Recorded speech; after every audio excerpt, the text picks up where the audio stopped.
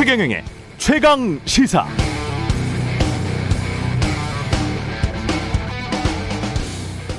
네, 국토부의 올 공동주택 공시가격안이 나온 어제 인터넷을 장식한 우리 언론 보도의 헤드라인은 대략 이랬습니다. 보유세 못 내 집에서 쫓겨날 판, 1주택자도 급증한 보유세 부담, 공시가 30억 원 아파트 보유세 지난해보다 1,000만 원 상승, 공시가 급등의 악소리. 그러니까 정부가 공시가 넘어 올린다, 세금 폭탄이다, 이런 말인데요. 몇 가지 궁금증이 생깁니다. 그럼 많게는 수십억 원씩 가격이 오른 자산에 대해서 과세를 하지 말란 말인가?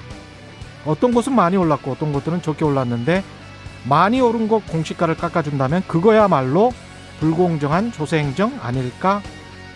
유자산가가 세금을 내지 않으면 그럼 대체 누가 세금 내란 말이지? 주택을 오래 보유한 1가구 1주택 고령자에 대해서는 공제율을 80%로 확대했는데도 왜 때마다 수십억 원 아파트 사는 어르신들 내세워서 보유세도 못 내 집에서 쫓겨날 판이라고 하는 것일까? 그래, 언론이 주장하는 대로 유주택자들 세금 다 줄여주고 재건축 초과이익도 환수하지 않았으면 정말 아파트 가격은 떨어졌을까? 재건축으로 1000세대 분양하면 1조 원 안팎의 추가 수익이 나는데 그건 왜 재건축 투자자들이 다 먹어야 한다는 말이지? 그건 공정한가? 저는 잘 모르겠습니다. 여러분은 어떻게 생각하십니까? 네, 안녕하십니까? 3월 16일 세상에 이익이 되는 방송 최경영의 최강시사 출발합니다. 저는 KBS 최경영 기자입니다. 네, 최경영의 최강시사 유튜브에 검색하시면 실시간 방송 보실 수 있고요. 짧은 문자 50원, 긴 문자 100원이 드는 샵9730 무료인 콩 어플에 의견 보내주시기 바랍니다. 오늘 1부에서는 국민의힘 오세훈 후보와 국민의당 안철수 후보 간의 범야권 단일화 협상 어디까지 진행되고 있는지 국민의당 권은희 원내대표와 알아보겠습니다. 2부에서는 여의도 정책맨 더불어민주당 홍익표 정책위 의장 나옵니다.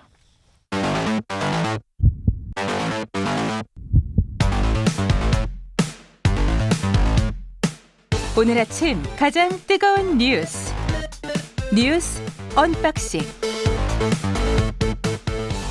자, 오늘 아침 가장 뜨거운 뉴스 언박싱 시작합니다. 민동기 기자, 한겨레 신문 하호영 기자 나와 있습니다. 안녕하십니까? 안녕하십니까? 예.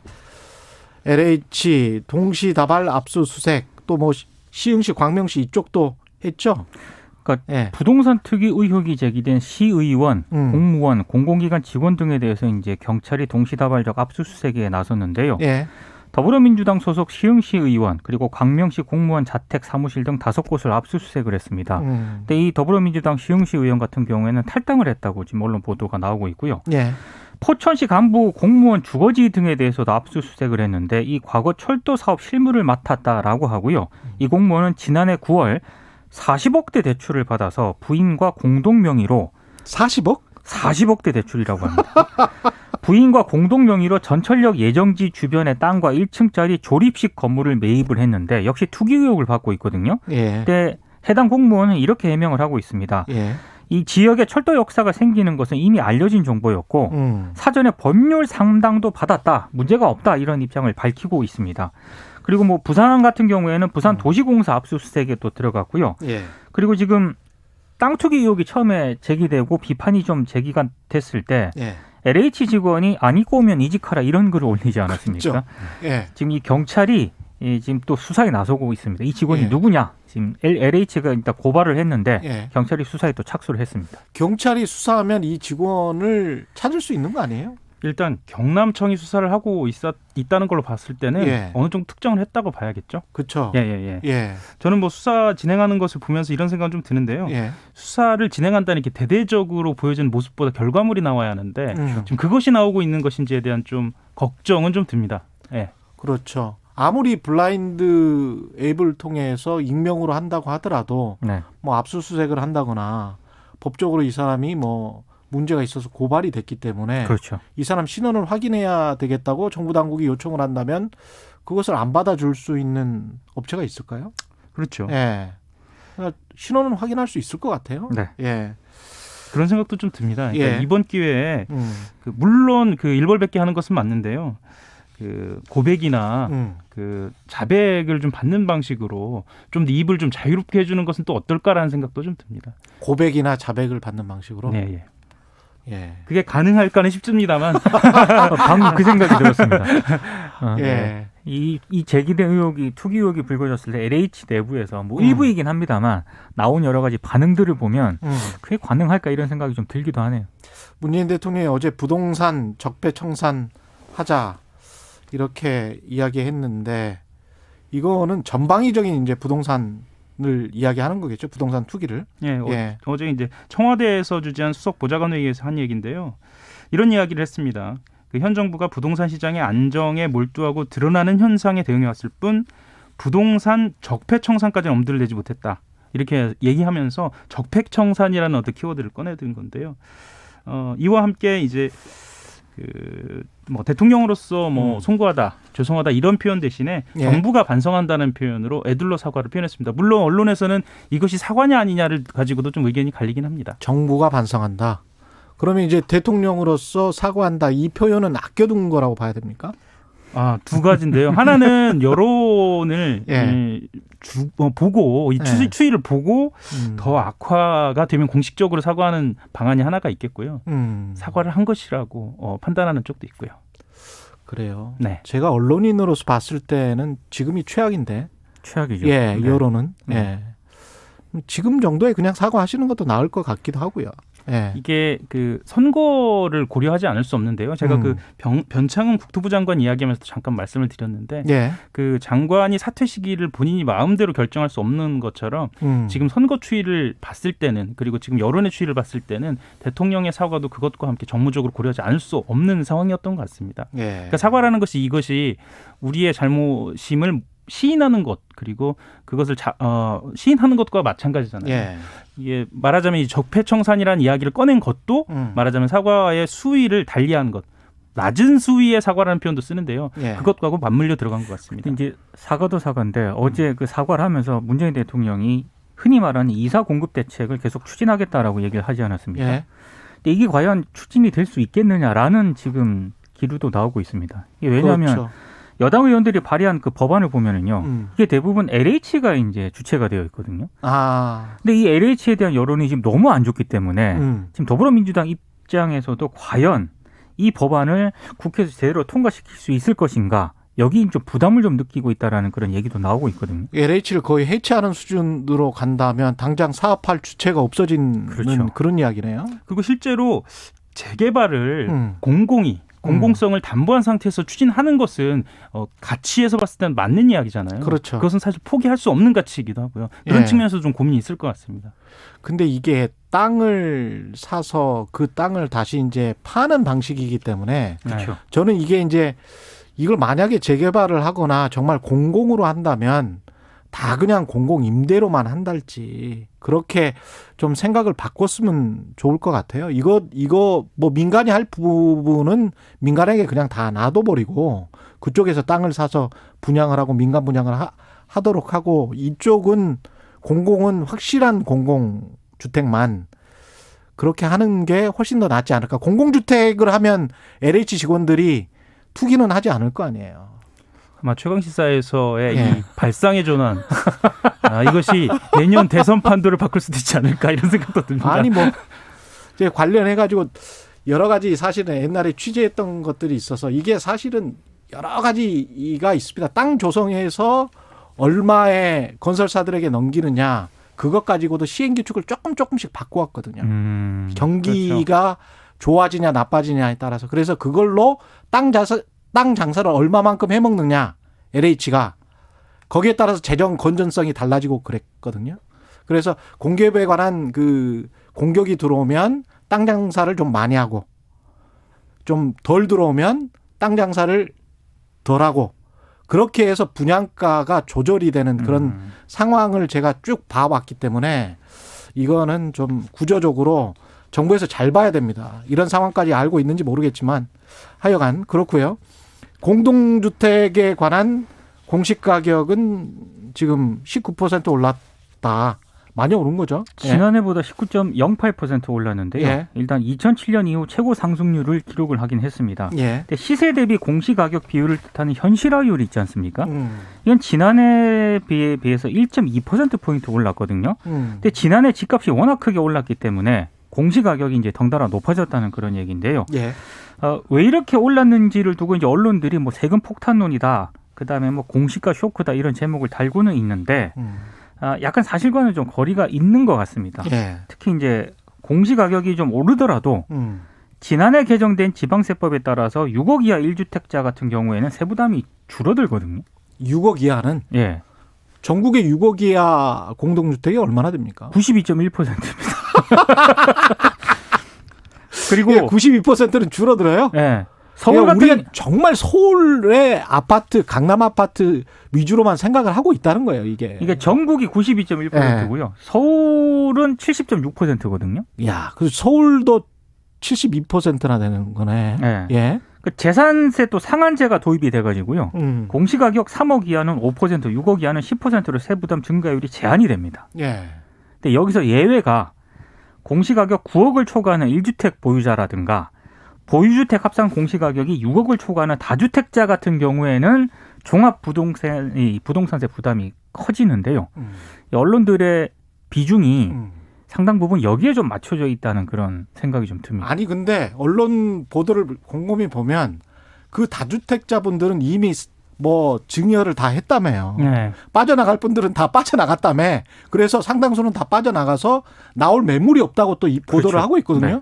그러면 다주택자분들 걱정을 그렇게 하실 필요가 없는 거 아닙니까? 그럼에도 불구하고 그 뉴스를 보면은요 전형적인 장면만 나옵니다. 예. 그 한강변에 있는 아파트 단지라든가 예. 새로 건축된 아파트 단지들을 주로 비춰주면서 여기에 이제 그 신문이나 뭐 그 방송 마찬가지입니다. 여기에 세금이 폭탄이다, 또는 쇼크다 이런 표현을 쓰니까 일종의 어떤 국민들로서는 심리적인 불안감 이게 주장이 되는 거죠. 나도 세금 폭탄 맞을 것 같은 그렇죠. 그런 생각이 드는 거죠. 그렇죠. 나는 아무 상관이 없는데. 근데 사실 저희가 온에어 들어가기 전에 잠깐 얘기했지만 이 중에서 제일 부자는 저예요. 그렇습니다. 하 기자하고 저는 빌라에 살거든요. 그런 말씀하셔도 되는 건가요? 이런 얘기들이 예. 체감이 좀 안 됩니다. 그렇죠. 이런 뉴스들이. 아파트 사는 사람 저밖에 없어요. 네. 예, 그래서 저는 체감을 하지만 이게 좀 이상해요. 왜냐하면 사실은 2010년부터 2014년까지 아파트 가격이 많이 떨어졌었는데 그렇죠. 그 떨어졌었을 때 공시가를 제가 한 10여 년치를 쫙 본 적이 있어요. 그러니까 노무현 정부 때, 이명박 정부 때, 박근혜 정부 때 이렇게 쭉 봐보면 있지 않습니까? 최근까지도 마찬가지고 그때 보면 그 시세가 이렇게 확 올랐을 때는 공시가를 그 시세의 한 절반 정도밖에 안 올려요. 그렇죠. 4억이 오르면 2억을 올리는 거죠. 그렇죠. 근데 떨어졌을 때 진짜로 실제로 10년부터 14년까지 강남이 한 35% 떨어졌기 때문에 그때 확 떨어졌을 때는 4억이 떨어지잖아요. 네. 그럼 4억 그대로 반영해줘요. 공시가를. 그러면 어떻게 되냐. 제가 쭉 이렇게 물론 기준점에 따라서 다르지만 강남은 업다운이 심했거든요. 당시에는. 업다운이 심하다 보니까 강남은 그만큼 시세를 떨어질 때는 확 반영하고 올라갈 때는 반영을 안 해주기 때문에 시가 대비 공시가 비율이 60%라면 네. 강북은 70%야. 오히려 싼 아파트가 더 세금 부담률이 높게 되는 거예요. 그런 상황에서는. 그러니까 조세 형평성이라는 게 올랐으면 똑같이 올려줘야지 그거를 어떤 지역은 너무 많이 올랐으니까 나는 이거 세부담이 너무 크니까 서초구나 강남구는 조금 할 거야. 이렇게 되면 전국적으로 봤을 때는 왜 그러면 지역에 있는 사람들은 별로 오르지도 않았는데 세부담이 높아지지? 그런 각각의 상대적인 세부담이거든요. 네. 이런 불만이 나올 수밖에 없어요. 그런 시차와 착시 효과가 이제 합쳐지니까 세금에 대한 불만 같은 것도 이제 의도치 않게 더 증폭되는 거죠. 그렇죠. 이런 그 공시가격 얘기가 나올 때마다 꼭 언론들이 비중 있게 보도하는 게 하나 있거든요. 공시가격 1위가 서울 어떤 동에 어떤 아파트나 빌라더라. 근데 작년에 뭐 1위가 이번에 바뀌었더라고요. 보니까 뭐 사진도 막 싣고 그랬던데. 또 남의 나라 얘기입니다. 야권 단일화는 협상이 막빠진 것 같은데 될 것 같습니까? 오늘 TV 토론회 이야기도 있고요. 예. 근데 어제 상당히 격하게 좀 이야기가 나왔는데 예. 정면 충돌 양상을 보였다가 서너 시간대에 화해를 하긴 했습니다. 아, 그래요? 근데 일단 TV 토론하고요. 여론조사 기관 등 일부 쟁점에 합의는 하긴 했습니다만 예. 오늘 TV 토론을 한 차례 개최를 하고요. 여론조사는 두 곳에서 진행하기로 합의를 했습니다. 다만 최대 쟁점인 여론조사 문구를 두고는 합의를 못했거든요. 그러니까 오늘 오후에 최종 담판을 한다라고 하는데 예. 양쪽이 그 여론조사 시작일을 17일 내일로 정했기 때문에 만약에 오늘 최종 담판이 불발이 되면은요. 후보 등록일인 19일까지 정한 단일화 시한은 일단 지키기 어렵게 될 수도 있습니다. 하 기자 생각에는 될 것 같습니까? 안 될 것 같습니까? 저는 기본적으로 양쪽이 그 필요성은 절실하게 느끼고 있고 오세훈 시장 후보, 안철수 후보 두 진영 다 그 이번이 아니면 기회가 없다라고 생각하기 때문에 기본적으로 단일화 가능성 매우 높다라고 생각은 합니다. 다만 여론조사 추이는 보겠습니다. 아마 봐야 할 것 같습니다. 3자 구도 안에서도 이길 수 있다라는 이야기들이 나오고 있기 때문에 예, 그건 좀 보면서 아마 판단을 할 것 같습니다. 알겠습니다. 오늘은 여기까지 듣겠습니다. 뉴스 언박싱 민동기 기자, 한결의 하의영 기자였습니다. 고맙습니다. 고맙습니다. KBS 1라디오 최경영의 최강시사 듣고 계신 지금 시각 7시 36분입니다. KBS 출근길 날씨 정보입니다. 밤새 대기질이 많이 회복이 됐는데 지금 다시금 백령도와 대관령을 중심으로 황사가 드리워지면서 대기질이 나빠지고 있습니다. 이들 지역은 평소 3배가량 높은 미세먼지 농도들이 오고 있고요. 이제 점차 오전 중에 수도권을 포함한 서쪽 지역 중심으로 지금 괜찮은 먼지 농도가 다시금 매우 나쁨 상태에 들겠습니다.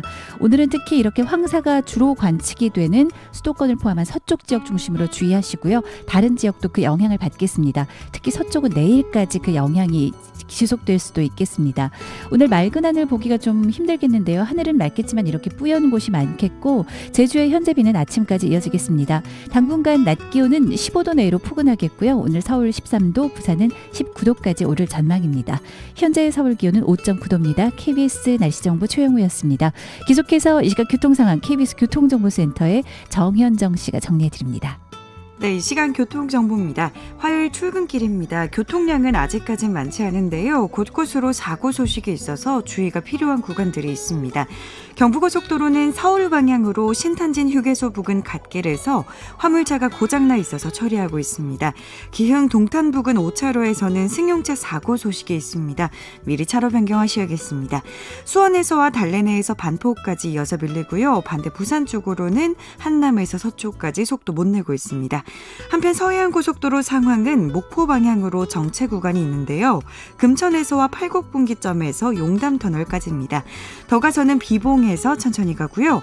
영동고속도로는 강릉 방향으로 군자부 요금소 부근 1차로에서 사고가 나서 처리하고 있습니다. 여파로 뒤쪽으로 정체입니다. 용인에서 양지터널까지 이어서 속도 줄여서 지나니까요. 안전하게 지나시기 바랍니다. KBS 교통정보센터에서 정현정이었습니다. 오늘 하루 이슈의 중심, 당신의 아침을 책임지는 직격 인터뷰. 여러분은 지금 KBS 1라디오 최경영의 최강시사와 함께하고 계십니다.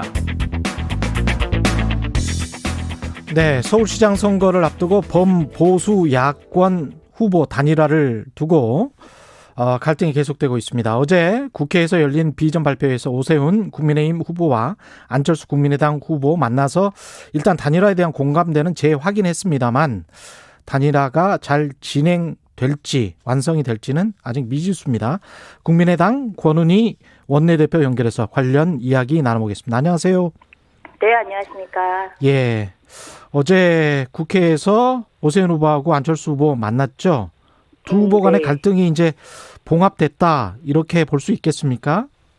어제 일단 오세훈 후보가 스스로가 단일화 협상에 임한 사람으로서 의심스러운 단일화에 대한 의지가 의심스러운 이 말을 내뱉은 것에 대해서는 본인이 사과를 함으로써 예. 일단은 관련된 부분에 대해서는 안철수 대표의 유감 표명이 받아들여진 그런 상황입니다. 아, 예, 사과를 했고 유감 표명은 받아줬다, 네. 뭐 이런 말씀이네요. 그럼 오늘 두 후보가 이제 TV 토론회를 가지고 내일부터 이틀간 여론조사를 하기로는 합의를 한 거죠. 네, 17, 18일 여론조사를 하고 19일 야권 단일 후보를 선출하는 일정에는 합의를 한 상황입니다. 아, 그렇군요. 그러면 여론조사의 방식은 어떻게 합의가 된 건가요? 네, 오늘 실무협상 5차 회의가 진행이 되는데요. 예. 오늘 실무협상에서 여론조사의 문항과 관련된 협의가 집중적으로 이루어질 예정입니다. 어떻게 예상하십니까? 2번, 4번 넣고 뭐 정당명 넣고 적합도냐 경쟁력이냐 이런 게 여러 가지로 이슈가 될 것 같은데. 네, 간단하게 각 그 당의 입장 차이는 국민의당은 여당 후보와의 경쟁력을 묻는 방식으로 사치의 승리가 확실한 후보를 뽑자라는 입장이고, 예. 국민의힘은 적합도를 묻는 방식으로 하고, 그리고 예. 정당명을 예. 병기하자라는 그러한 입장 차이가 있고, 이러한 그렇죠. 방식을 좀 좁히는 협의가 진행이 될 예정입니다. 좁힌다면 서로 간에 하나씩 바터를 한다, 트레이드를 한다, 그렇게 받아들여도 되나요? 바턴을 서로 이제 교환하는 방식으로의 협의라기보다는 예. 여론조사를 통해서 예. 보다 좋은 결과를, 시민의 뜻에 부합하는 결과를 내기 위해서 예. 어떻게 여론조사 문항을 그러면은 양측의 차이를 조율을 해서 제시를 할 것이냐라는 부분에 집중을 할 수가 있겠고요. 예. 그렇다고 한다면 경쟁력을 묻는 방식은 빠질 수가 없고, 예. 기호와 정당명을 국민의힘 측에서 주장을 하고 있는데, 예. 사실 기호라는 것은 19일 선거 후보 등록이 완료된 이후에 선관위가 후보자 등록 상황을 보고 선관위의 규정에 따라서 부여하는 부분이기 때문에 네. 사전에 이 기호 부분을 미리 예측할 수가 없는 그런 상황입니다. 아, 그렇군요. 그래서 예. 그런 부분들에 대한 잘못된 주장에 대해서 제거하고, 그리고 정당 부분을 묻는 것이 이 여론조사 방식과 관련해서 어떤 의미가 있는 건지 부분에 대해서 좀 더 논의를 하고 협의하는 그런 방식으로 진행이 될 것 같습니다. 그 최종적으로 안철수 후보가 본선에 나간다면, 지난번에 안철수 대표께서 그런 이야기를 했어요. 입당이라는 것은 있을 수가 없다. 내가 그러면 기호 2번이 된다는 이야기인데, 그러면 국민의당 입장에서는 어떻게 되는 것이냐. 그거는 말이 안 된다. 이런 말씀을 하셨는데, 그 스탠스는 변화가 없는 거죠? 이번 선거에서는 국민의당의 속속으로 야권 단일 후보로 임하겠다라고 하는 것은 안 대표의 입장이고, 예. 그리고 이번 선거 과정에서 야권 단일화 과정을 통해서 야권 통합의 어떤 계기를 만들어내고, 그 야권 통합의 계기의 불신을 계속 살려서 선거 이후에는 야권 통합에 앞장서겠다, 적극적으로 나서겠다라는 것이 또한 안 대표의 입장입니다. 그러니까 선거 이후에는 야권 통합에 나서지만 지금 당장의 어떤 입당이나 이런 거는 전혀 없는 건가요? 그렇죠. 현재 합당이나 입당이나 이런 부분들은 단순히 선거만을 위해서 할 수 있는 그런 선택이 아니고, 예. 합당과 입당 이런 부분들이 진행이 되기 위해서는 서로 차이가 있는 두 당이 어떠한 지향성을 가지고 그 차이를 좁혀나갈 수 있을지에 대해서 확인하는 과정이 필요한 거고, 예. 그 확인하는 과정 중에 하나가 야권 단일 후보 선출 과정이라고 저희는 보고 있습니다. 그렇군요. 네. 경쟁력 문항으로는 꼭 들어가야 되는 것이고, 야권 단일 후보로 나와야 되기 때문에 합당이나 입당 뭐 이런 것들은 야권이 다 그 선거가 끝난 다음에 야권에서 다시 이야기할 수 있다, 이런 입장이신 것 같고요. 김종인 국민의힘 비대위원장이 어제 안 후보를 겨냥해서 토론도 제대로 할 수 없는 사람이 서울시장 후보가 될 수 없다. 네. 이런 말을 했는데, 어떻게 보면 상당히 모욕적으로 들리기도 하는데요. 어떻게 생각하십니까? 굉장히 모욕적인 말씀이시고요. 예. 그러한 모욕적인 부분이 사실 실무협상에서 그와 관련된 어떤 다툼이 있었거나 논쟁이 있었거나 하는 부분이 아닌데 네. 네, 어떤 부분들을 가지고 그런 모욕적인 말씀을 하셨는지는 알 수가 없는 상황이고 예. 네, 본인이 이제 비례로 계속 국회의원이 되신 상황인데 그렇다고 한다면 본인이 비례로 국회의원을 하신 것이 각종 토론을 피하기 위한 방법이었나 그런 개인적인 경험에 기초하신 그런 발언이신가 이 정도밖에 지금 추측이 되지 않은 상황입니다. 아, 그렇군요. 예. 네. 오늘 만약에 단일화가 안 되면 19일 후보 등록 이전에 단일화가 불가능하게 되는 거잖아요. 사실상. 네, 오늘 협상과 관련해서는 오늘 사실은 그 여론조사와 관련된 합의가 이루어지는 것이 가장 좋고 예. 늦어진다고 하더라도 내일 오전 중까지는 이런 부분들이 내일 오전 중까지는. 예. 그래서 후보 등록 전까지는 단일화가 될 것이다.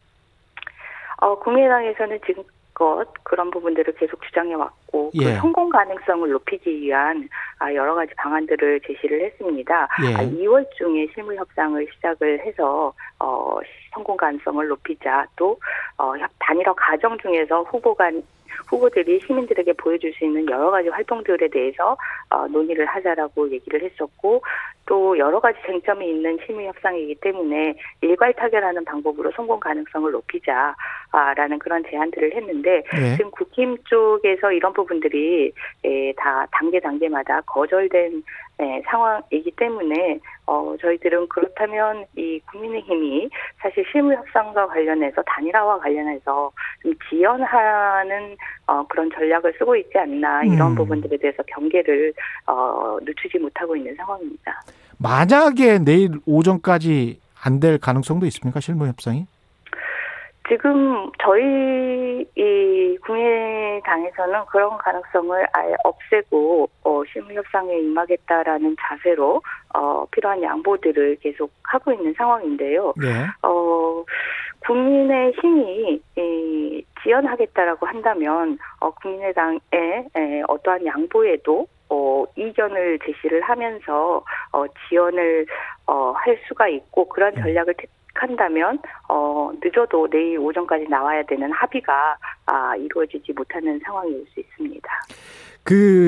이렇게 약간 지연하고 있다는 인상을 받고 있는 게 결국은 오세훈 후보의 지지율이 상승하고 있고 민주당과 국민의당 그다음에 국민의힘 3자 구도로 선거를 치러도 오세훈 후보가 이길 수 있다는 그런 여론조사가 나왔잖아요. 네. 여기에 관해서는 어떻게 생각하십니까? 국민의힘이 전체적으로 이런 생각을 하고 있다고는 생각하지는 않습니다. 여전히 국민의힘이나 국민의당이나 야권 단일 후보의 선출이 이번 선거의 승리를 위해서 가장 중요한 요소라고 보고 있는데 다만 김종인 위원장께서 이 야권 단일화 아주 초기에 이 이야기가 나왔을 때 3자 구도로 선거를 치고도 이길 수 있다라는 그런 그 말씀을 하셨기 때문에 그 말씀이 여전히 그 뜻이 유지되고 계시는 것 아닌가라는 그런 의심도 해볼 수 있는 상황이지만 그런 위험한 인식을 여전히 가지고 계시리라고 또 지금 기대하지는 않아야 되는 상황이라고도 말씀드리고 싶습니다. 그런 생각은 그런 기대는 하지 말아야 된다 이런 말씀이시고요. 예. 네. 근데 이제 오세훈 후보는 만약에 안철수 후보로 단일화가 되면 당 외곽 유력 대선 주자 이건 뭐 윤석열 전 총장을 말하는 것 같은데요. 네. 윤 전 총장과 결합해서 내년 대선은 야권 분열이 될 것이다. 그러니까 국민의힘 대선 후보도 나오고 그다음에 3지대 대선 후보도 나와서 최악의 대선이 될 수 있다. 그래서 내가 야권 단일 후보 서울시장이 돼야 한다. 뭐 이런 이야기인 것 같습니다. 네. 예, 어떻게 생각하세요? 이 야권 단일화 과정이나 단계에서 김종인 비대위원장의 발언이나 마찬가지로 이번에 이 오세훈 후보의 야권 분열로 최악의 대선이 될 것이다라는 이런 발언 등을 통해서 사실은 국민의힘이 아직도 변화하지 못했구나라는 부분들을 저희들이 확인을 할 수가 있는데요. 국민의힘은 이 국민의당이라는 방향성은 같으나 차이가 있는 이 당의 존재를 그대로 인정을 하고 예. 이 차이에도 불구하고 우리가 더 큰 방향과 목표를 위해서 힘을 합하는 그런 모습을 보여줘야 하는데 국민의힘이 아니라면 야권이 아니다. 국민의힘으로의 귀결이 아니라면 야권은 분열하는 것이다라는 그런 오로지 야권에는 국민의힘만 존재할 수 있을 뿐이다라는 그런 오만하고 독선적인 부분들이 사실은 내심의 가장 깊은 곳에 깊게 내려 있고 그 내심의 깊은 그 뿌리는 아직까지 변화하지 않는 모습이다라고 저희들은 보고 있고요. 예. 사실 이번 서울시장 단일화 과정을 통해서 국민의힘이 변화해야 되는 이 요소가 그 부분이라고 보고 있고 그 부분을 시장 선거 단일화에서 변화시켜내지 못한다면 그 국민의힘의 그 오만하고 독선적인 모습이 내년 대선에서 야권 분열에 아주 위험한 요소로 작용할 수 있다라는 그런 인식을 좀 아셨으면 하는 그런 요청입니다. 그 권 원내대표가 안철수 후보와 윤석열 전 총장의 메신저 역할을 하고 있다 이런 보도들이 있었는데요. 그건 맞습니까? 메신저라기보다는 메신저의 역할, 어떤 메신저라는 게 그 정치적인 의미의 그런 메신저로 인식이 될 수가 있는데, 예. 메신저의 역할이라기보다는 국회에서 검찰개혁이나 사법개혁과 관련된 논의, 또 그 작년 추미애 법무부 장관의 각종 인사를 통한 수사의 방해 이런 부분들이 쭉 문제가 됐었던 부분이고 그런 부분들에 대한 이 문제점 그리고 개선점에 대한 인식을 공유하고 그와 관련해서 나아가야 할 방향에 대해서 좀 논의하는 그런 역할이라고 보시면 될 것 같습니다. 윤 전 총장과는 좀 친하십니까? 개인적으로는 어떠세요? 좀 소통이 충분히 되는 그런 사이. 저의 입장에서 예. 보면 예전 국정원 댓글 사건에 예. 저는 경찰수사팀장이었고 윤석열 총장님은 검찰 수사팀장이셨습니다. 그때 또 인연이 있으시구나. 그때 수사를 같이 하고 이후에 관련되는 이제 수사의 문제 그리고 검찰 개혁의 문제 그리고 범죄 대응 능력의 문제 살아있는 수사 권력에 대한 수사의 방해의 문제 이런 부분들이 쭉 이제 쟁점이 되면서 그런 부분들에 대해서 현실 수사를 담당하는 검찰의 입장 검찰은 어떤 생각을 하고 어떤 문제점을 가지고 있는가 이런 부분들이 꾸준히 점검됐어야 했기에 그런 부분들에 대한 인식을 공유를 하고 있습니다. 그럼 최근에 이제 총장 그만두고 난 다음에 통화나 만나신 적은 있으세요? 퇴임하시고 여러 가지 상황들이 염려스럽고 걱정되기 때문에 통화를 해서 안부를 묻고 하는 전화를 드렸습니다. 잘 계시죠? 예. 예. 대통령 선거에는 나오신다고 하십니까? 한 1년 지났는데 1년 정도 남았는데. 예. 퇴임하시는 날 그런 얘기를 할 그런 상황도 아니었고 또 오랫동안 어떤 이제 그 수사에 대한 범죄 대응 능력에 대한 문제점을 이야기한 그런 소통 관계에서 갑작스럽게 퇴임하는 날 대선과 관련된 이야기를 묻고 하는 그런 상황은 아닙니다. 안철수 대표와 윤석열 전 총장과는 만난 적이 있습니까? 그 이후에? 그러니까 퇴임 이후에? 퇴임 이후에 지금 윤 총장님은 사실은 이제 혼자 시간을 보내면서 생각을 정리하시는 그런, 시간을 가지고 계시고, 재보궐선거보다는 LH 사태와 관련해서 보다 집중하는 그런 시간을 보내고 있을 거라고 보고 있고요.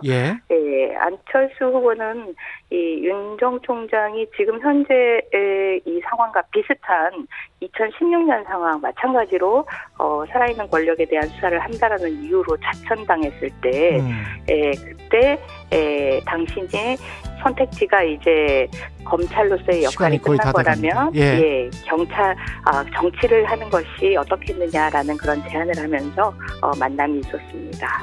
오늘 말씀 감사합니다. 국민의당 권은희 원내대표였습니다. 고맙습니다. 네, 감사합니다. 말 같은 말.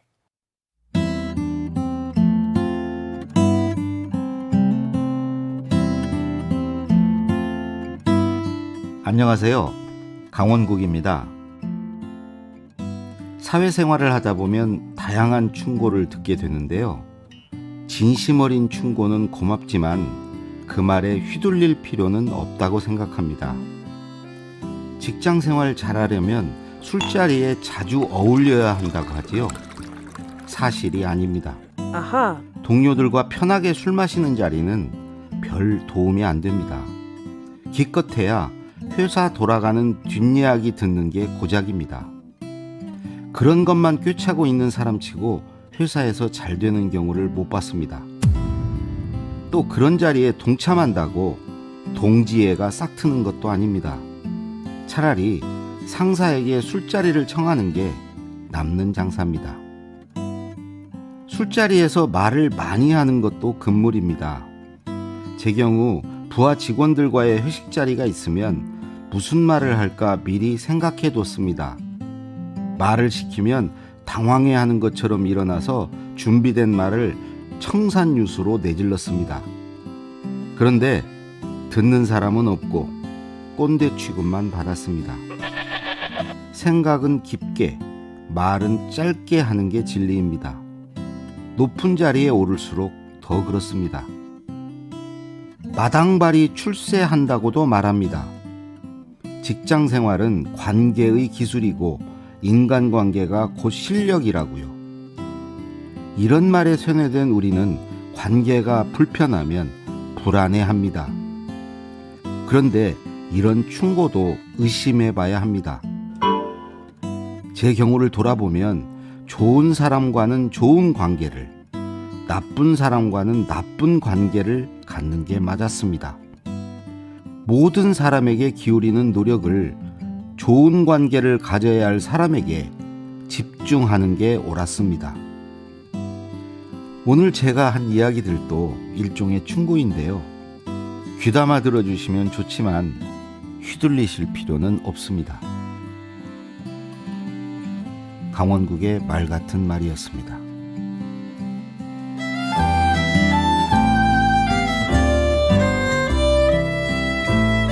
당신의 정답이 나에겐 오답일 수도 있잖아요. 충고는 충고일 뿐. 어떻게 살지는 알아서 정합시다.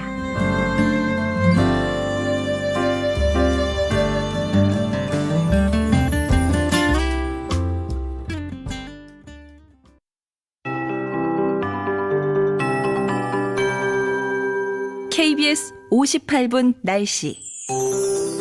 오늘은 수도권을 포함한 서쪽을 중심으로 황사가 매우 짙게 나타나겠습니다. 현재 주로 서해 5도와 강원 영동 북부에 황사가 관측이 되고 있는데 밤새 깨끗해졌던 대기질이 다시 어두워지고 있습니다. 지금 백령도와 대관령을 중심으로는 세제곱미터당 200 마이크로그램이 넘는 미세먼지 농도가 나타나고 있습니다. 평소에 3배가량 높은 상황인데요. 오전 중에는 이제 다른 지역으로 점차 확대가 되겠고요. 현재 강화나 영월 그리고 일부 동쪽 지역과 또 서쪽을 중심으로 드문드문 다시 미세먼지 농도가 짙어지고 있습니다. 그제부터 내몽골 고원과 중국 북동 지역에서 이렇게 황사가 발원했는데 광범위하고 매우 짙게 나타났고요. 북풍을 타고 오늘 우리나라로 유입이 되겠습니다. 다른 지역도 서쪽뿐만 아니라 좀 영향을 받겠고요. 특히 서쪽 지역은 내일까지도 이 황사의 영향을 받을 가능성이 높겠습니다. 이 때문에 오늘 하늘은 맑은데 맑은 하늘 보기가 좀 어렵게 탁하겠고요. 제주의 현재 비는 아침까지 조금 더 이어지겠습니다. 당분간 낮 기온은 15도 내외로 포근하겠고 남부지방은 20도 안팎까지 오르겠습니다. 오늘 진주의 낮 기온은 22도, 서울 13도, 부산 19도, 광주 17도까지 오를 전망이고요. 아침에 안개는 주의를 하셔야 되겠습니다. 현재 서울 기온 5.5도입니다. 최영우였습니다.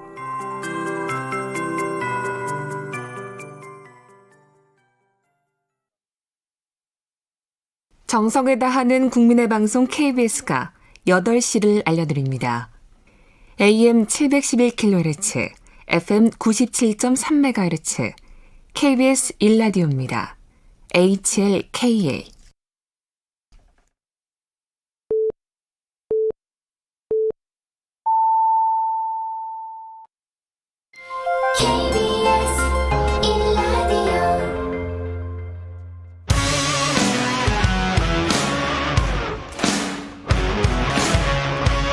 오늘 하루 이슈의 중심 최경영의 최강 시사.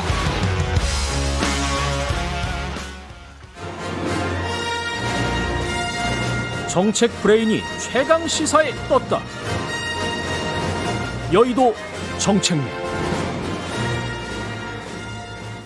네, 매주 화요일 여당 최고의 정책 브레인 더불어민주당 홍익표 정책위 의장 모시고 전국의 뜨거운 현안과 정책에 대한 여당 고민 들어보는 시간입니다. 여의도 정책맨, 오늘도 더불어민주당 홍익표 정책위 의장 나오셨습니다. 안녕하십니까? 네, 안녕하세요. 네. 최경련의 최강시사 유튜브에 검색하시면 실시간 방송 보실 수 있고요. 스마트폰 콩으로 보내시면 무료입니다. 문자 참여는 짧은 문자 50원, 긴 문자 100원이 드는 샵 9730 무료인 콩 어플에도 의견 보내주시기 바랍니다. LH 투기 사건 합수단 수사가 본격화됐고 그렇지만 민심은 여전히 어지럽습니다. 어떻게 해야 될까요? 결국은 부동산 문제에 대해서 우리 국민들이 가지고 있는 어떤 분노라 그럴까요? 그다음에 불공정에 대한 것이 지금 다시 확인되고 있는 것 같습니다. 예. 결국은 이 권력이 있고 또 힘 있는 자들이 자신들의 직위를 활용해서 또 공공기관에 있는 사람들이 자신들이 가지고 있는 정보를 활용해서 그러니까 직위를 활용한 거죠. 그런 활용해서 부당하게 부동산 투기를 하고 이익을 얻었다는 것에 대해서 확인되면서 그것이 국민들께서 어느 정도는 그동안 그랬을 거다. 그럴 수 있다라는 생각도 했지만 확인됨으로 인해 가지고 많은 국민들께서 실망도 하시고 좀 분노도 하고 그렇게 계신 것 같습니다. 근데 이게 불법 투기가 있고 합법 투기가 저는 저 두 가지로 보거든요. 그러니까 이제 불법 투기라는 건 이제 내부 정보를 이용해서 한 투기라고 생각을 하고 합법 투기라는 건 일반적인 투기죠. 예. 일반적인 투기인데. 예. 근데 이게 내부 정보를 활용한 투기가 아니었다면 그걸 법적으로 증명을 못 한다면 이 사람들을 처벌할 방법이 없기 때문에 그 답답함에 더 사람들이 화가 나는 것 같아요. 네, 그렇습니다. 그래서 사실은 이제 공직자 이해충돌법 있지 않습니까? 예. 그런 것들이 아마 진작 좀 개정이 되거나 제정이 됐었으면 이런 것들을 처벌할 수 있는 법적 근거가 마련됐지 않느냐 하는 것도 있고요. 사실은 법 이전에 기관의 내부 윤리라고 봅니다. 예를 들면 부동산과 관련된 것을 주 업무로 하고 있는 LH공사가 그 직원들이 부동산과 관련된 거로 해서 부당하게 이익을 챙기려고 했다라는 게 불법이 아니라 하더라도 그것은 적절치 않은 거죠. 근데 그런 행태들이 반복되면서 많은 국민들께서 좀 분노하고 계신 것 같습니다. 이게 지금 관련해서 국민들이 이제 너무 분노를 하니까 3기 신도시 추가 지정 또는 지금 앞으로 이제 광명 시흥도 마찬가지지만 이거를 그냥 철회해라. 철회하는 게 낫겠다. 이런 국민 여론이 절반 이상이 나오고 있습니다. 네. 이거는 어떻게 해야 되나요? 아마 국민들께서 가장 3기 신도시 철회 의견이 높은 이유는 이미 부당하게 투기를 했던 예를 들면 정치인이나 또는 LH공사 직원이나 또는 관련 공무원들이 그로 인해서 이익을 그대로 실현하는 것에 대한 분노가 반영된 수치라고 생각을 합니다. 예. 결국은 첫 번째 가장 중요한 것은 이러한 사람들을 밝혀내서 예를 들면 정치인이나 공직자나 또는 공공기관에 있는 사람들이 부당하게 이익을 얻지 못하게 하는 게 첫 번째 조치라고 생각을 하고 두 번째 우리가 판단을 해봐야 될 게 그렇다면 어떻게 할 거냐. 3기 신도시 개발이 나온 가장 큰 이유는 수도권을 중심으로 해서 지금 공급 부족에 대한 지적이 있었기 때문에 정부가 지난해부터 대책을 마련한 거 아니겠습니까? 예. 근데 그러면 공급 부족을 해소하기 위한 주택 공급을 중단해야 되는 거냐? 그건 아닐 거라고 생각을 합니다. 주택 공급은 해야 될 거겠죠. 예. 그렇다면 남는 방법은 이런 공공주도 방식이 아니라 그런 과거에 우리가 했던 민간주도 방식으로 해야 되는 거냐. 그러니까 지금 이것을 중단하자라고 야당이나 일부 언론에서 이걸 막 부추기고 있는데 그러면 그 해법을 내놔야 됩니다. 어떻게 할 거냐. 그러면 그 공급을 하지 말 건지 그럼 다시 민간 분양으로 하자는 얘기인지 민간 분양으로 했을 때는 잘 아시겠지만 또 다른 부동산 광풍 아마 이거보다 더한 부동산 광풍이 올 겁니다. 예. 그러니까 기존에 했던 방식들이 누가 이익을 가져가든 부동산의 그 상당한 이익을 가져갔기 때문에 뭐 투기와 부동산 가격 상승을 부추겨 왔기 때문에 예. 이번에는 그것을 제한하기 위해서 그 공공개발 형식으로 전환을 한 건데 공공개발 형식이 아닌 다시 민간 주도로 가자 이건 소위 그 지금의 어떤 문제점을 개선하기 위한 게 아니라 다시 원래 더 나쁜 형태로 돌아가자는 거기 때문에 저는 이 문제는 좀 더 냉정하게 봐야 될 것 같습니다. 그래서 근데 공공개발 방식에 이번에 공공개발 방식에도 민간 분양이 포함돼 있긴 있었던 거 아닙니까? 아닙니다. 공공주도 개발입니다. 공공주도 개발은 네. 전부 다 공공주택이었습니까? 그렇습니다. 공공이 개발을 그러니까 그 민간 분양 방식 과거의 민간 분양 방식이 아니라 네. 공공이 주도하고 그 민간 건설회사는 건설회사 참여를 하는 거죠. 그러나 그 중심은 LH공사가 그 시행사가 되는 겁니다. 아니 그러니까 LH공사가 과거에도 마찬가지로 뭐 공공임대주택, 공공분양주택, 민간 분양주택에 땅을 조성한 다음에 그거를 뭐 지금 말씀드린 한 세 파트 정도에 각각 나눠줬거든요. 지금 이번에는 전부 다 공공분양입니다. 전부 공공분양이군요. 예. 일부 공공임대와 공공분양으로 해서 하는 겁니다. 그래서 민간 분양이라는 게 없습니다. 그 개발은 실제로 그 건설공사는 민간 건설에서 하겠지만 분양 방식에서는 공공분양 방식입니다. 그렇게 하면은 가격을 상당히 떨어뜨릴 수가 있겠네요. 과거하고는 달리. 예, 과거보다 그러니까 민간 분양 방식보다는 그 가격 그 부동산 가격 폭등을 조금 제한할 수 있는 거죠. 예. 그런데 이제 그 여론은 너무 여기에 분노하다 보니까 이것저것 그냥 다 하지 말아라. 예. 뭐 이런 분위기로 지금 가버렸단 말이죠. 예. 그래서 그러니까 저는 이거에 대해서 좀 냉정하게 조금 더 분석을 하고 그 조사를 해야 되는데 첫째는 중요한 거는 국민들께서 요구하는 거는 그 값싸고 질 좋은 그 주택을 분양하라는 거 아니겠습니까? 그 공급하라는 걸요.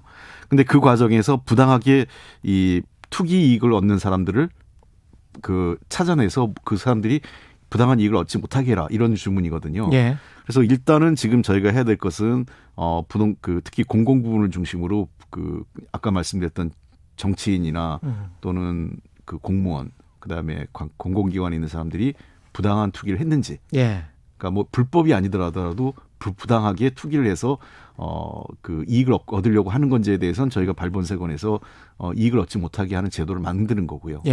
그리고 나서는 그 정리가 돼서 저 공공주도로 그 좀 더 값싸고 질 좋은 공공주택, 그러니까 주택을 분양하는 것이 훨씬 더 좋지 않을까 생각을 합니다. 이걸 다시 민간 분양 방식으로 돌아가면 지금의 우리가 반복해왔던 그 주택을 공급하지만 가격이 낮아지는 것보다는 더 폭증하고 또 다른 투기분만 일으키는 과거의 방식으로 돌아가는 것은 적절치 않다 이렇게 보고 있는 거죠. 근데 사실은 양가적이지 않을까요? 그냥 공공주택도 분양해라, 공공주택을 분양해라. 그래서 낮은 가격에 분양하라는 어떤 가치적이고 도덕적이고 윤리적인 그런 주장 이면에 또 이제까지 그 모든 세대가 사실은 투자를 해서 돈을 벌었잖아요. 부동산 투자를 해서. 그래서 그거는 사실 근데 민간 분양 방식밖에 없었고, 근데 돈을 벌 수 있는 기회를 박탈하는 것 아닌가, 미래 세대에 대해서. 이런 이제 속으로 그런 생각을 가지고 있는 무주택자들도 충분히 있을 것 같아요. 제 생각에. 아니, 그래서 공공 분양이라고 했지 않습니까? 이게 이러한 수요를 받아들인 건데요. 안 그랬으면은 공공 임대주택을 100% 공급을 했겠죠.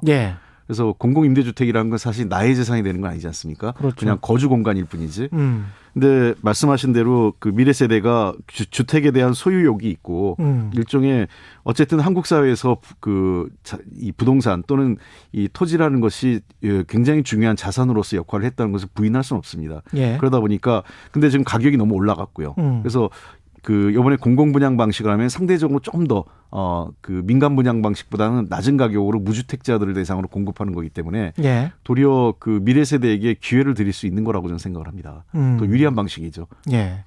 관련해서 이제 야당의 공세가 청와대로 향하고 있는데 문재인 대통령이 경남 양산 사저 이게 이제 농업인이 아닌데 농업인인 것처럼 영농계획서를 작성을 했으니 LH 투기했던 직원들하고 똑같은 거 아닌가? 뭐 이런 식의 이제 비판입니다. 어떻게 생각하십니까? 아, 이건 정말 그 야당이 해도 너무한다고 생각을 합니다. 과거 노무현 대통령 이 사절을 아방공이라고 했죠. 아방공이라고 예. 비판했다가 나중에 뭐 사실이 아니다고 일부 처리는 했지만 그 비판할 때에는 일부 보수 언론까지 편승해서 그대로 야당 의원들의 주장을 다 받아가지고 쓰면서 확인도 안 하고요. 예. 물론 확인했음에도 불구하고 그렇게 썼을 수도 있겠지만 일부 언론이 거의 모든 국민들은 노무현 대통령의 사저가 예. 아방궁이라고 생각을 했었습니다. 근데 나중에 가보니까 그게 아니었던 거죠. 예. 문재인 대통령의 이 양산 사저와 지금 신도시의 투기적 목적으로 농지를 구입하는 거를 등치시키는 건 전혀 잘못된 거죠. 왜냐하면 이 문재인 대통령의 경남 사저는 그게 지금 일부러 무슨 투기 목적으로 하는 게 아니죠. 거기에 경호동도 들어서고 대통령의 사저에는 필요하게 들어가는 여러 가지 시설들이 있거든요. 예. 대략 지금 면적으로 보면은 우리가 흔히 하는 그냥 우리가 평 면적으로 하면 한 1,100평쯤 됩니다. 예. 1,100평 중에 한 절반 정도, 한 550평인가 정도가 농지로 돼 있는데 원래 대통령께서는 지금의 본인이 사시고 계셨던 주택으로 거주를 하시고 싶으셨어요. 이주를. 근데 예. 그게 경호동이나 필요한 주차장 등을 확보하기에 부지가 너무 작아서 양산 쪽에 별도의 지금 부지를 구입을 하게 된 거거든요. 예. 근데 농촌 지역의 특성상 대지만 갖고, 그러니까 주택 토지 면적만 갖고는 충분한 면적이 1,100평에 달하는 면적이 안 나오다 보니까 인근의 농지가 불가피하게 편입된 겁니다. 예. 그러니까 대통령께서 무슨 투기 목적으로 일부러 편법을 써서 뭐 농지를 더 대량으로 구매한 게 아니라 적절한 부지를 대지를 구입했는데 예. 거기에 다른 시설을 넣다 보니 불가피하게 인근에 붙어 있는 농지가 일부 편입돼서 예. 그렇게 1,100평의 사저를 지금 준비하고 있는 건데 그것을 부당하게 농지를 구입해서 뭐 투기의 목적을 했다. 예. 나중에 투기 이익을 실현하기도 어렵습니다. 그렇기 때문에 이거는 좀 전혀 잘못된 얘기고요. 그다음에 잠깐만요. 제가 진짜 궁금해서 여쭤보는데 만약에 이제 대통령 돌아가시고 나면 나중에 그 땅은 어떻게 되는 거죠? 그게 경호동이나 뭐 이런 게 한 550평이라 그랬는데 예. 그 땅은 누구 소유가 되는 겁니까? 국가가 아마 매입한 국고를 매입한 거지 않습니까? 아. 일부의 매입은 지난번에 한번 이명박 대통령 내곡동 문제가 됐었죠. 예. 그때는 교묘한 꼼수가 국가가 매입을 해놓고 더 저가로 개인이 이명박 씨 아들이 예. 그걸 구입을 해서 문제가 됐지 않습니까? 예. 사실은 그냥 국가의 땅으로 돼 있으면 그거는 개인이 자유롭게 처분하기가 어렵습니다. 그렇죠. 예. 그러면 지금 같은 경우는 국가의 땅으로 돼 있는 겁니까? 그렇죠. 그러니까 일부는 국가 매입이 되는 거고, 일부는 만약에 대통령의 개인 돈으로 구입한 게 있다면 대통령 구입한 돈이 될 거고요. 대통령 구입한 땅이면 그렇게 예. 되는 거고. 예. 그러니까 지분이 나눠져 있는 거죠. 지분이 나눠져 있는 거군요. 네. 그러니까. 예. 그러니까 지금 말씀하신 1,100평이 뭐 상속이나 그대로 어떤 이익이 돼서 누군가에게 건네줄 수는 없다. 이렇게 예를 들면 말씀하시는 거예요. 과거 이명박 대통령처럼 꼼수를 썼으면 거기를 전부 다 지금 농지 변경을 했지 않습니까? 농지를 일반 주택 용지로 변경을 했잖아요. 그리고 계획을 취소하고 그 땅을 만약에 문재인 대통령 아들한테 넘기면 이거야말로 진짜 이명박 대통령이 했던 꼼수죠. 바로. 그렇게 되는 거군요. 예. 근데 이제 그리고 또 하나 오해가 있는 게 뭐 예. 농사 경험 11년 뭐 썼기 때문에 그거 허위다 그러는데 예. 그래서 영농 관련된 뭐 증빙서를 다 내라고 이제 주호영 원내대표 그러잖아요. 내라고 그러니까 낸 건데요. 이제 보통 일반적으로 농지 구입할 때 그걸 내는 건데 그것이 조건이 아닙니다. 그러니까 그게 예를 들면 저 같은 사람도 농지를 구입할 수 있어요. 예. 그러니까 앞으로 내가 농사를 짓겠다고 해서.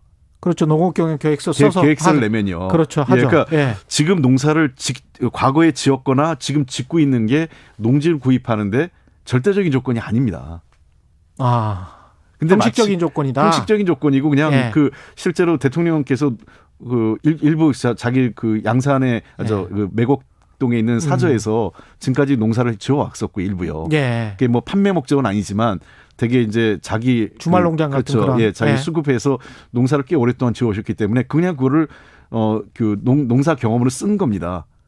근데 그걸 갖고 마치 이 11년 그 이렇게 허위로 해서 그 계획이 농지를 구입하는데 결정적인 그게 없었으면 농지를 못 구입한 것처럼 얘기하는 것 자체는 잘못된 거죠. 그렇군요. 근데 이제 문재인 대통령이 직접 SNS에 글을 올렸단 말이죠. 점수롭고 민망하다라고 야당의 공세에 관해서 비판을 했는데 대통령이 야당 공세에 이렇게 직접 SNS에 글을 올린 거를 거의 보지는 못했던 것 같은데. 그러게요. 저도 문 예. 대통령님 그 지금까지 해왔던 예. 스타일이나 또는 사람을 대하는 그 어떤 태도 이런 것을 봤을 때 대통령께서 이렇게 하실지는 않을 것으로 봤는데 이 정도는 아마 여러 가지 복잡한 신경이 좀 작용을 하신 것 같습니다. 예. 아마 그거는 아까도 얘기했던 이 노무현 대통령 그 사저에 대한 부당한 공세, 그 아방궁 본인이 그때 비서실장이었지 않습니까? 예, 예. 그러면서 느꼈던 어떤 그 왜곡된 그 잘못된 야권의 공세와 그걸 그냥 아무 비판 없이 그러니까 예를 들면 확인 절차도 없이 쓰는 일부 언론의 태도에 대한 분노, 그 잘못 그것이 약간 좀 반영된 게 아닌가 생각되고요. 예. 이 문제는 정말 그만했으면 좋겠습니다. 저희들도 더 하고 싶지 않고 그 야권도 이 문제를 갖고 자꾸 하는 거는 정말 치졸합니다. 예. 저 주호영 대표 그 부동산 이익을 얻은 거에 비하면 이건 아무것도 아닌 거를 자꾸 이렇게 문제 삼으면 도리어 주호영 대표 자기 부동산 이익 얻은 것만 드러나죠. 반포? 네. 예. 자기들이 2016년에 법 바꿔가지고 예. 부동산 3법 바꿔가지고 부동산 투기 열풍 불기해서 대규모로 거기서 이득을 얻은 거 아닙니까? 그게 부끄러운 일이죠. 예. 입법은 어떻게 해야 되겠습니까? 이해상충법 말씀하셨는데 제가 이해상충 찾아보니까 2003년에 참여연대에서도 이미 토론을 했을 정도로 정말 오래된 문제군요. 근데 이게 아직도 국회에서 통과도 안 됐고 관련돼서 LH 사태 관련돼서 여러 가지 입법단을 해야 될 것 같은데요. 예, 그렇습니다. 예. 일단 저희가 공직자 투기 방지를 위한 5법을 지금 준비하고 있는데요. 가장 그중에 대표적인 게 공직자 이해충돌 방지법입니다. 예. 이것은 굉장히 포괄적으로 공직자 또는 사실상 김영란법에 관련된 사람이 다 연루될 수 있는 그 광범위하게 국회의원은 물론이고 공직자 그다음에 김영란법이면 이제 기자도 들어가나요? 일부 들어갈 소지가 있습니다. 아, 그래요? 예. 그래서 꽤 나오겠는데. 예. 그래서 이 공직자 이해충돌 방지법이 김영란법의 어떤 대상자를 전부 다 포괄하는 형태로 예. 광범위하게 이해충돌을 예방하기 위해서 하는 거기 때문에요. 그래서 이게 저항이 많습니다. 너무 그 대상자 넓다는 측면에서. 예. 그러나 이거는 반드시 이번에는 좀 제정을 해야겠다고 생각을 하고 있고요. 예. 그다음에 또 그 외에 이제 공직자윤리법 개정안인데요. 공직자윤리법 개정안. 예, 그렇습니다. 그래서 부동산 관련 지금 사실 주식이나 이런 거는 잘 신고를 하는데 예. 부동산 관련 게 의외로 허술합니다. 그래서 맞습니다. 이거를 예. 재산 등록이나 그 의무화하는 거죠. 그 예. 신고를요. 그리고 부동산 거래법을 제정을 하는 건데요. 그래서 부동산의 불공정 행위 잘 아시는 것처럼 이제 일부 기획부동산을 통해서 예. 그 가짜 그 허위 그 집값 신고하는 거죠. 예. 거래가를 신고했다가 처리하면 집값은 계속 오릅니다. 그것 때문에요. 그래서 그런 그 불공정 행위라든지 또는 또 이런 것을 좀 제대로 확인하기 위해서 부동산 거래 분석원을 설치해서 예. 부동산 거래 정보를 투명하게 관리하겠다 이런 거고요. 그다음에 공공주택법 개정안이 있습니다. 공공주택법 개정안은 이제 미공개 주요 정보 이용자에 대한 처벌 대상자 처벌을 하는 대상을 확대하거나 강화하는 겁니다. 그리고 LH법, 그러니까 토지주택공사 개정안인데 이것은 이제 부동산 취득에서 이미 해당 직원들을 좀 제한하는. 예. 그러니까 왜냐하면 이해충돌 가능성이 높기 때문에 그 LH공사 직원들의 부동산 취득을 제한하거나 사전 신고하고 정기적으로 조사하는 내용을 담고 있습니다. 또 그 LH 직원들뿐만 아니고 공직자들 전체와 일간 친척도 다 네. 토지거래 신고제를 하는 게 어떨까요? 그렇게 되면 아까 말씀드렸지만 이게 다 들어갑니다. 그 공직자윤리법 개정안에 거기 다 들어가 있죠. 아, 그래요? 예. 예. 거기에는 이제 공직자윤리법으로 소속 아까 말씀드린 것처럼 부동산 관련된 걸 다 그 사전 신고하고 공개하게 돼 있기 때문에 여기다 예. 포함되고요. 다만 이제 그 토지주택공사 그는 훨씬 더 엄격하게 기준을 좀 높인 거죠. 이게 지금 여당이 압도적인 다수당이기 때문에 마음 먹으면 일사천리로 처리를 할 수 있습니까? 언제? 뭐 야당이 좀 협조를 해주셔야 되긴 하겠지만 예. 저희는 빠른 시일 내에 3월 가능하면 3월 말 아니면은 뭐 그 4월 국회라도 열어서 예. 그 반드시 입법은 처리하는 건데 일단 기본 계획은 3월 안으로 처리하는 것이고요. 3월 안으로 본회의 통과시키겠다는 그렇습니다. 말씀이죠? 예. 예. 그리고 빨리 법안을 통과시켜서 나머지 이사도 소위 그 주택 공급 대책이 원활하게 가기 위해서는 아까 예. 말씀드렸지만 사전에 이 부동산 불법 투기한 것을 발본세건에서 그 처벌해야만 부당한 이익을 얻는 사람이 없는 것이 어느 정도 정리가 돼야만 차질 없는 주택 공급이 이어질 수 있다는 측면에서 예. 이 법이 시급하다고 좀 보고 있습니다. 마지막으로요. 이 LH 사태와 관련해서 검사들이 수사에 참여해야 된다. 고분야에서도 그런 이야기 나왔고 그러나 이제 정부 여당 입장은 검경 수사권 조정이 분리됐기 때문에 뭐 그 협력 상호 유기적으로 협력하자 뭐 이 정도로 지금 가고 있잖아요. 네. 근데 이제 한쪽에서는 검사들이 그래도 계속 참여해야 되는 거 아니냐 이런 이야기를 하고 있는데 어떻게 생각하세요? 그 현재 법은 검경 수사권 조정에 따라서 검사가 직접 수사를 못하게 돼 있죠. 예. 네, 그걸 다시 검사가 해야 된다라고 얘기하는 거는 이 법을 무시하는 게 되는 거고요. 그다음에 두 번째 검사가 하지 않는다라는 것은 좀 잘못됐습니다. 지금 이미 합동수사본부에 지금 770명이 와 있는데 예. 여기에는 그 금융위에서도 와 있고요. 금융거래 때문에요. 예. 그다음에 국세청도 와서 그 과세 자료 분석하고 있고 검사도 여기 와 있습니다. 예. 그래서 이미 수사를 협력해서 수사를 하고 있고 세 번째 지난 1기, 2기 신도시 때도 그 각각 한 700명, 1000명이 넘는 사람들이 구속되고 조사받았는데요. 예. 이 수사도 그 당시 대부분 다 경찰이 한 겁니다. 1차 수사를. 그러니까 마치 경찰은 못하고 예. 검사가 잘할 수 있다라고 얘기하는 것은 일종의 검경 수사권에 대해서 부정적 여론을 만들기 위한 저는 거라고 생각을 합니다. 비토 세력이다. 예, 그리고 일부 이제 그걸 좀 왜곡하는 건데요. 예. 그리고 경찰이 수사를 한 다음에 잘 못하면 부족한 면이 있다면 검찰에서 그걸 보완 수사를 하게 돼 있는 거고요. 그래서 예. 이번 기회에 경찰의 수사 실력을 좀 확인해 보는 것도 필요하다고 생각을 합니다. 지나치게 경찰이 못할 거다라는 전제를 갖고 얘기할 필요는 없고요. 잘 아시다시피 이게 권력형 게이트가 아니지 않습니까? 예. 뭐 경찰이 권력 눈치를 볼 이유도 없고요. 그렇기 때문에 이 수사를 검찰이 하면 더 잘할 거다라고 하는 어떤 확인되지 않은 그런 그 일종의 뭐랄까요, 이 허상을 자꾸 만들 필요는 없다고 생각을 합니다. 그 객관적인 수사를 갖고 수사 결과를 갖고 경찰을 평가하면 될 거라고 생각을 합니다. 네, 오늘 말씀 감사합니다. 여의도 정책맨 더불어민주당 홍익표 정책위 의장이었습니다. 고맙습니다. 네, 감사합니다. 공정, 공익, 그리고 균형. 한 발짝 더 들어간다. 세상에 이익이 되는 방송. 최경영의 최강시사.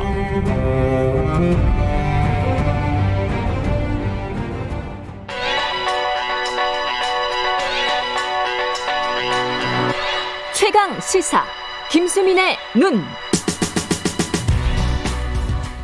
네, 김수민의 눈. 김수민 평론가 넥타이를 메고 나왔네요. 안녕하십니까? 반갑습니다. 예, 오늘 무슨 일이 있습니까? 네, 예. 이따가 TV 방송에 또 나가야 돼서. TV만 쳐주는구나. 여기 유튜브도 나와요. 네. 왜 이래요? 예. 지금 한 5분, 6분밖에 안 남았기 때문에 빨리 하죠. 네. 코로나19 관련해서 각 나라들이 어떻게 대응하는가, 특히 복지국가들이 어떻게 대응하는가, 이게 주제죠? 그렇습니다. 19개 OECD 국가를 비교 분석한 자료가 나와서 이걸 보고 좀 말씀을 드리도록 하겠습니다. 예. 일단 북유럽 복지국가 어떻게 대응했느냐 살펴보니까 이제 북유럽도 한국보다 누적 확진자는 훨씬 많거든요. 예. 그래서 복지국가에다가 확진자도 많으니까 재정 지원을 많이 했겠지 이렇게 생각할 수 있겠죠. 미국처럼. 예. 예. 근데 그렇게 하지 않았습니다. 한국이 이제 미화로 따졌을 때 560억 달러를 재정 지원을 했었거든요. 한국이요? 코로나에서. 근데 스웨덴이 그 절반 수준 280억 달러고요. 덴마크 200억 달러, 노르웨이 170억 달러, 핀란드 69억 달러. 예. 이렇게 오히려 재정 지원이 낮은 편이었습니다. 그렇군요. 왜 그렇습니까? 일단 이걸 살펴보면 반대로 재정 지원이 높은 나라 뉴질랜드가 GDP 대비 정부 코로나 재정 지원이 19.5%였거든요. 예. 캐나다 12.5%, 미국이 11% 이렇게 되는데 이 이 자료를 분석한 윤홍식 뉴질랜드, 미국, 캐나다. 예. 네. 윤홍식 인하대학교 사회복지학과 교수는 오히려 선별적인 소득 보장 정책을 실시하고 비교적 사회 서비스가 취약한 나라가 거꾸로 코로나 현금 지원이 높았다라고 하는 것입니다. 그러니까 기존의 복지제도가 약하니까 네. 이번에 세게 했고 그렇습니다. 기존의 복지제도가 강한 나라들은 워낙 탄탄하게 복지제도가 잘 돼 있으니까 네. 실업자가 발생을 해도 기존 복지제도 안에서 다 흡수할 수 있었다. 이런 이야기군요. 예, 그런 경향이 나타났다라고 하는 것이죠. 예, 우리나라는 어떻습니까? 한국은 공공사회 지출이 평소에도 낮으면서 코로나 재정 지원도 낮은 편이었습니다. 거의 코로나 재정 지원은 핀란드 다음 수준 19개 국가 중에서 두 예. 번째였고요. 공공사회 지출은 거의 꼴찌라고 봐야 될 것 같습니다. 유동성 지원 같은 경우 이제 금융 지원이죠. 이런 것들도 이제 중위권 정도인데 재정 지원 하위권 그리고 평소에 사회 지출도 하위권 이런 나라는 한국밖에 없다라고 하는 것이죠. 네. 그래서 이런 부분들이 이거 어떻게 봐야 돼요? 우리가 코로나가 상대적으로 좀 전 세계적으로 봤을 때는 좀 덜하잖아요. 사실은 네. 덜하기 때문에 지원을 덜한 겁니까? 아니면은 뭔가 다른 게 있는 건가요? 덜해서 덜한 측면도 있겠지만 예. 일단은 한국이 조세 부담률이 낮다라고 하는 것을 주목할 필요가 있겠습니다. 예. 19개 국가 중에서 미국이 24.5%로 가장 낮았는데 그 바로 꼴찌에서 두 번째가 한국이 27.4%였고요. 프랑스나 북유럽 국가는 40%, 45% 이 정도 수준입니다. 예. 조세 부담이 별로 높지 않으니까 국채 발행밖에 방법이 없게 되는 것이고 예. 재난지원금 지급하는 동안에 국채를 한 3분의 2 정도 발행을 해서 떼었거든요. 그러는 동안에 국가 채무 비율 GDP 대비해서 41.2%에서 48.2%로 급증을 했습니다. 국가 채무 같은 경우는 뭐 가계빚, 개인빚하고는 좀 다르긴 하겠지만 예. 한국 같은 경우는 기축통화국이 아니기 때문에 국가 채무 비율이 빠르게 느는 것이 부담이 될 수밖에 없는. 부담은 돼요. 예. 예. 그렇기 때문에 국가 채무를 어느 정도 발행을 하더라도 결국에는 우리가 세금을 올리지 않고는 뭐 평상시의 복지든 아니면 특별한 계기에서의 지원금이든 획기적으로 올릴 수 없다라는 결론에 이를 수밖에 없겠습니다. 그러네요. 그러니까 세금 뭐 가령 아까도 이야기했지만 공시가 올리면 세금 폭탄이 되는 것이고 그다음에 이제 국가 채무를 또 늘리면 나라 망하게 되는 것이기 때문에 네. 그렇게 되면 할 수 있는 게 없네. 그렇습니다. 뭐 예. 감세 국가냐 부채 국가냐 이 기로에 서 있다고 할 수 있는데 예. 복지 국가를 하려면 결국에 정세는 불가피하다라는 것을 말씀을 드리고 싶고요. 뭐 어떤 분들은 지출 구조 조정을 하면 되는 거 아니냐, 있는 예. 예산을 갖고 잘 쓰면 되는 거 아니냐 얘기를 하시는데 그것도 물론 중요합니다만은 저는 그것은 수평선과도 같은 거다. 수평선과도 같은 보이는 거다. 지점이 있고 예. 갈 수 있는 방향이 있지만 예. 가도 닿을 수 없는. 가도 닿을 수 없는. 네, 아무리 예산을 구조 조정해도 정부 너희가 잘해 아니면 숫자를 줄여 뭐 이런 네, 이야기잖아요. 그렇습니다. 한계가 예. 있다는 것이고 예. 부유층이라든지 대기업에 국한된 핀셋 증세로도 이것은 극복할 수 없다. 왜냐하면 당신들만 내 이거고요. 이거는. 예. 그렇습니다. 법인세 같은 경우는 복지하고 법인세 간에 비례관계가 그렇게 성립을 하지 않거든요. 한국이 OECD 평균보다 법인세는 최고 세율이 이미 높은 편입니다. 예. 그리고 면세자, 소득세 면세자도 한 40% 되는 굉장히 높은 면세율을 갖고 있거든요. 이런 것들을 감안했을 때는 이제 보편적인 포괄적인 증세는 불가피하다고 볼 수 있겠습니다. 법인세율이 사실 실효세율로 따지면 또 그렇게 높지는 않을 거예요. 그렇습니다. 예. 그게 뭐 여러 가지 명목세율이. 변수들이 있는데 예. 근데 어차피 법인세가 전체 세수에서 차지하는 비중이 높지 않은 편이라서 예. 법인세만 올려가지고 뭐 증세 효과를 거두기는 어렵다는 것이죠. 예, 한 30초 남았는데, 네. 예, 세금 올리자고 하면 좋아할 사람들 별로 없는데요. 그렇습니다. 근데 예. 어려울수록 올려야 된다. 복지국가들도 공황이라든지 또 세계대전을 거치면서 복지국가를 만들고 증세를 했던 거거든요. 이런 코로나 위기는 앞으로도 또 닥쳐올 수 있다라고 하는 것. 이런 것들을 감안을 한다면은 예. 올릴 필요가 있고 그리고 증세를 한다고 했을 때 서민이 조금 더 내게 되면 부자는 훨씬 더 많이 내게 됩니다. 누진세기 그걸 생각해야 된다. 예, 그렇기 때문에 사회 연대 정신을 통해서 이 위기를 좀 극복할 필요가 있다 말씀을 드리고 싶습니다. 고맙습니다. 김수민의 눈 김수민 평론가였습니다. 고맙습니다. 예, KBS 1라디오 최근의 최강시사 2부는 여기까지고요. 잠시 후 3부에서는 지금은 을밀대 그리고 경북 구미의 한 빌라에서 홀로 숨진 채 발견된 여아의 얼굴이 공개됐는데 여기에 대한 논란 짚어보겠습니다. 일부 지역국에서는 해당 지역 방송 보내드립니다.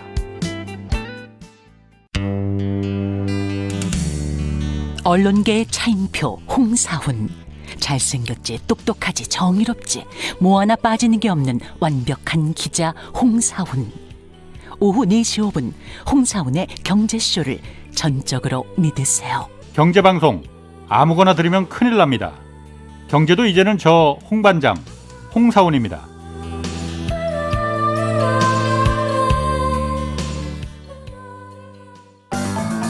주진우 라이브가 원래 인터뷰 잘해요. 내용도 알차요. 내용이 너무 알차고 꼭 물어보지 않았으면 싶은 거를 꼭 물어봐가지고 꼭 물어봐야죠. 굉장히 불편해하시더라고. 곤란한 문제는 꼭 제가 물어봅니다. 모두를 위한, 모두를 향한 모두의 궁금증. 매일 오후 5시 5분 훅 들어가는 시사 주진우 라이브. 지금 시각은 8시 30분입니다. KBS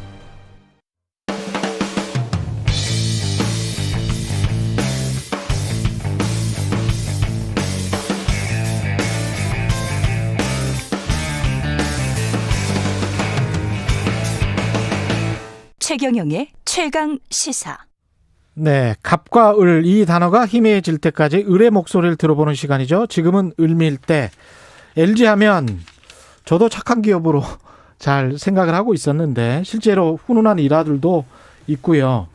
그런데 LG 트윈타워에서 청소 노동을 하던 분들에게는 좀 달랐던가 봅니다. 작년 연말 마땅한 이유 없이 일자리를 잃었습니다.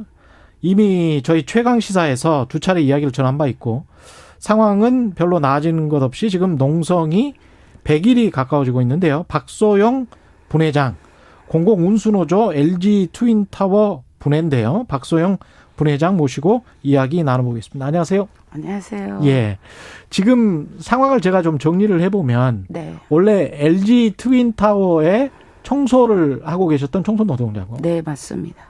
건물 관리는 S&I 코퍼레이션이라는 곳에서 하고 있었죠. 네. 근데 이제 LG 트윈타워의 건물 관리 업체인 이곳이 지수 INC라는 곳에 네. 청소 용역을 줬던 것이고. 그렇죠. 이 지수 INC는 구항모 회장의 고모 두 분이 소유를 하고 있던 네. 그런 곳인데 네. 지수 INC에서 노조를 만들고 나니까 뭔가 좀 안 좋은 일이 발생했다. 뭐 이런 이야기들입니까 지금? 예. 그러기보다 이제 예. 그 전에는 우리 청소 노동자들은 거의가 60대 중반 정도가 다 거의 됐습니다. 60대 중반이죠. 네, 예. 네, 네. 그렇게 이제 50대에서 일하러 와가지고 대부분 10년, 7, 8년, 9년 정도 이렇게 된 분이고, 그리고 저는 여기 와서 일한 지가 이제 5년 한 3, 4개월 됐었다가 이제 해고됐고요. 예. 그렇기 때문에 왜 저희들이 노동조합을 만들었겠습니까? 여러 가지로 진짜 무임금으로 일을 엄청난 악수 작업, 또 시간 꺾기는 저희들은 몰랐는데 시간 꺾기 등 여러 가지 부당한 일들이 있었기 때문에 노동조합을 한번 만들어 보자. 같이 목소리를 내자 해서 노동조합을 만들었는데 이제 쫓겨난 이유는 저희들이 볼 때는 그겁니다. 쫓겨난 이유가 뭐? 노동조합을 만들었다는 이유겠죠. 이제 우리가 노동조합을 만들었다. 부당함을 얘기하고 예. 우리가 정당한 요구를 하면 그들은 이제 그동안 우리를 억압했고 착취했고 마음대로 목줄을 매서 이쪽 이 현장 저쪽 이쪽 다 끌고 다니면서 일을 시켰는데 저희들은 악소리 한번 내지 못하고 일을 했습니다. 그러다가 이제 노동조합을 만들고 우리가 부당하면 부당하다고 얘기하니까 그때서부터 우리를 이제 싫어했던 거죠. 그들이라고 말씀하시는 것은 사측입니다. 지수 INC. 네, 지수 저희들이 볼 때는요. 지수는 그냥 일감을 이렇게 일을 지도할 뿐이고 주도적으로 하는 거는 S&I 코퍼레이션이 다 주도적으로 일괄적으로 건물 관리 업체가 그렇죠. 위에 건물 관리 업체가 네. 지수 INC는 지금 회사가 없어진 상황이죠. 그렇죠. 없어졌다라고 하는데 그들은 믿을 수가 없습니다. 그 관리자 책임자라는 분이 우리한테 하루에 3번씩 문자를 회유하는 문자 또 전화 통화를 해서 우리 공공운수 서울 지부 이제 조직 부장님들이 그거를 이거 가만히 있으면 안 되겠다. 법적 조치를 하자 해서 공문을 보냈으니까 그 뒤로는 문자나 전화를 회유를 못 합니다. 그래서 작년 관리자라는 게 지수 INC의 그렇죠. 관리자? 아직도 여의 사람 분이 있어요. 이사하고 두 분이 그렇게 문자를 주면서 회사는 이미 없어졌던데요. 없어졌죠. 예. 우리 보고는 없어졌다라고 그러니까 하면서 해고시키고 회사는 없애버리고 그런 상황이잖아요. 지금. 그렇죠. 그렇죠. 그러면서 계속 끊임없이 회의를 하고 작년 7월에 그만둔 사람한테 전화해가지고 이제 우리하고 이제 문자 이런 걸 소통할 수가 없으니까. 어떤 문자가 온 거예요? 그 생활 유지비를 주겠다. 예, 주겠다. 예. 요구 조건은 생각이 바뀐 게 없냐? 요구 조건은 뭐예요? 그래서 생활 유지비는 주겠다. 하지만 해고 상황에서 생활 유지비를 주겠다. 뭐 이런 건가요? 아니요, 이제 그거는 얘기를 하자면 마포 빌딩으로 가라. 여기 LG 트윈타워 하지 말고. 네네, 마포 빌딩으로 가라. 예. 근데 저희는 갈 수 없다라고 그거를 분명히 얘기했습니다. 왜냐하면 마포 빌딩이 조금이고 지금 19명이 일하고 있어요. 예. 예, 근데 거기를 우리 보고 가서 일하라. 그리고 저희 조합원 중에는 10사람이 야간조가 있습니다. 예. 그럼 거기는 야간도 없습니다. 그러면 노동 그 시간 대비 임금이 훅 떨어지는 겁니까? 그렇게 되면 마포 빌딩으로 가면?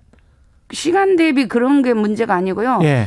그 사람들은 거짓말만 여지껏 지금까지 그러니까 일관해 왔기 때문에 다 이동할 수가 없는 거군요. 그렇죠. 마포 빌딩으로. 그렇죠. 그러면 왜 우리를 거기로 보내면 그 지금 현재 일하고 있는 19사람은 또 다시 피해자가 되지 않습니까? 그러니까 일부만 다시 재고용하겠다 그 말이네. 마포 빌딩으로. 아니요. 전원을 가라는 거죠. 그러니까 전원 다 가라? 네네. 예. 그래서 우리는 그걸 받아들일 수가 없고 지금 전원 다 가라는 거면 왜 받아들일 수가 없어요? 전원 다 가서 일하는 거예요? 가서 일할 상황이 안 되죠. 그 현장에. 왜 그렇죠? 왜 그러냐면 지금 19명인데 그러면 19사람이 또 희생을 당해야 되잖아요. 제가 잘 이해를 못해서 그러는데요. 그러니까 지금 현재 일하고 있는 19사람. 현재 일하고 있는 사람이 19사람인데 네. 마포 빌딩으로 옮기면 몇 명이 되는 거죠? 우리 이제 현재 남아있는 인원이 26명입니다. 26명인데. 네네. 마포 빌딩으로 가는 사람은 몇 명이 되는 겁니까? 전체 다 가라는 거죠. 전체 다 가라? 네. 그러다가 또 이럴 때도 있어요. 그러면 자기 집에서 가까운 데로 가라. 그거는 노조를 그냥 와해시키는 거죠. 노조를 없애려는 작전이죠. 노조를 없애기 위해서 그렇죠. 이렇게 분리를 시킨다 이렇게 생각을 하시는 거군요. 네. 예. 그리고 왜 저희들이 구광모 회장한테 말하고 싶은 거는 왜 LG 트윈타워에서는 노조가 안 되고 받아들이지 못하고 왜 마포 빌딩에서만 가능하는지 저희들은 그거를 지금까지 외치고 묻고 있는데 아무런 답이 없습니다. 일단 지금 100일 정도 농성을 하고 계신데 네. 그 해고 사유는 뭐였습니까? 해고 사유가 그동안 지수 INC라는 회사가 10년 넘게 계약을 해왔습니다. 예. 그랬는데 이제 저희들이 생각할 때 노조 만들었다는 이유 하나죠. 근데 그것은 지수 INC는 서비스. 뭐라고 주장을 해요? 이제 우리한테 그 SNI한테 계약을 못했다. 계약을 못해서 우리가 계약을 못 따냈다. 네네네. 그래서 당신들을 해고해야 된다. 네네. 이렇게 주장을 하고 있는 거예요. 10월 말일로 나가야 된다라고. 근데 지수 INC는 구광모 회장의 고모들인데. 그렇죠. LG 트윈타워 건물 관리업체로부터 영역을 못 따냈다는. 네네. 어떤 지금은 이제 핑계라고 생각을 하시겠죠? 그렇죠. 핑계죠. 핑계나 변명을 대고 네. 당신들을 해고해야 되겠다. 네. 이제 근데 원래 속뜻은 노조를 만들었기 때문에. 그렇죠. 그러니까 여기는 회장이 근무하고 있고 또 LG 트윈타워는 본사고 심장부기 때문에 노조를 만들 수가 없다는 것인지 왜 마포는 가능한데 왜 트윈타워에서만 안 되는지 그거를 저희들은 묻고 싶고요. 저희들이 분명히 트윈타워에서 7, 8년, 10년, 5, 6년 뭐 이렇게 일을 해왔는데 우리가 다른 옆에 빌딩에서 일하다가 쫓겨나서 구광모 회장한테 여기 우리 일 좀 해 주십시오라고 그걸 하는 것도 아니고 떼쓰는 것도 아닙니다. 예. 당연히 우리가 트윈타워에서 10년 넘게 일해온 청소부 노동자들을 하루아침에 길바닥으로 내몰아내고 아직도 묵묵부답하고 정말 저희들을 이렇게 방관한 거는 너무나 정말 비윤리적이고 비도덕적인 기업이다. 고용되었을 때 그 임금은 어느 정도 받으셨어요? 한 달? 제가 그때는 최저임금이 없었으니까요. 제가 들어가니까 130 얼마였어요. 몇 년도죠? 그때가 5년 전이니까. 5년 전에? 네네. 130만 원? 네, 130도 안 되고 이제 거기서 4대 보험을 지하면 120 얼마? 아, 4대 보험 지하면 120 얼마? 네, 118만 원 뭐 이런 정도였어요. 근데 아까 잠깐 말씀하다 마셨는데 만 60세 이상에 대해서는 이제 고용을 안 하려고 했었던 거예요, 지수. 그렇죠. 거기는 사측이라 해가지고 이제 60세가 정년인데. 예. 지금 청소 노동자 하시는 분들은 대부분 60이 다 넘었고. 그렇죠. 저도 한갑이 넘어서 거기 입사했습니다. 그럼 결국 이제 기존의 사람들 나가고 60세 이하로 젊은 사람들 쓰겠다 뭐 이런 이야기였네요. 처음부터. 그런 거보다도요. 예. 이 사람들이 우리가 노조를 만드니까 이제 뭐 그 엄청난 식당 동서간 식당 왁스 작업을 무임금으로 공짜로 부려먹었습니다. 예. 그거를 10년 넘게. 라면 한 그릇도 안 줬어요. 그렇게 부려먹고 그런 걸 우리가 못하겠다. 그래서 그 맨 처음에 우리가 총회 첫 회를 하는데 이사가 와가지고 그러면 그것도 다 들어주겠다. 모든 걸 다 들어주겠다 했는데 예. 외부에 한 번 죽어서 돈이 많이 들어가니까 다시 야간조들한테 그 작업을 악스 작업을 다 줘서 일을 20년 12월 말일까지 일을 시켰습니다. 그게 한 130만 원의 전체 노동량이에요. 그렇죠. 그전에도 10년이 아니라 몇십 년 전에 지금 그 옛날에는 이 건물이 160명이 고용을 했다라고 해요.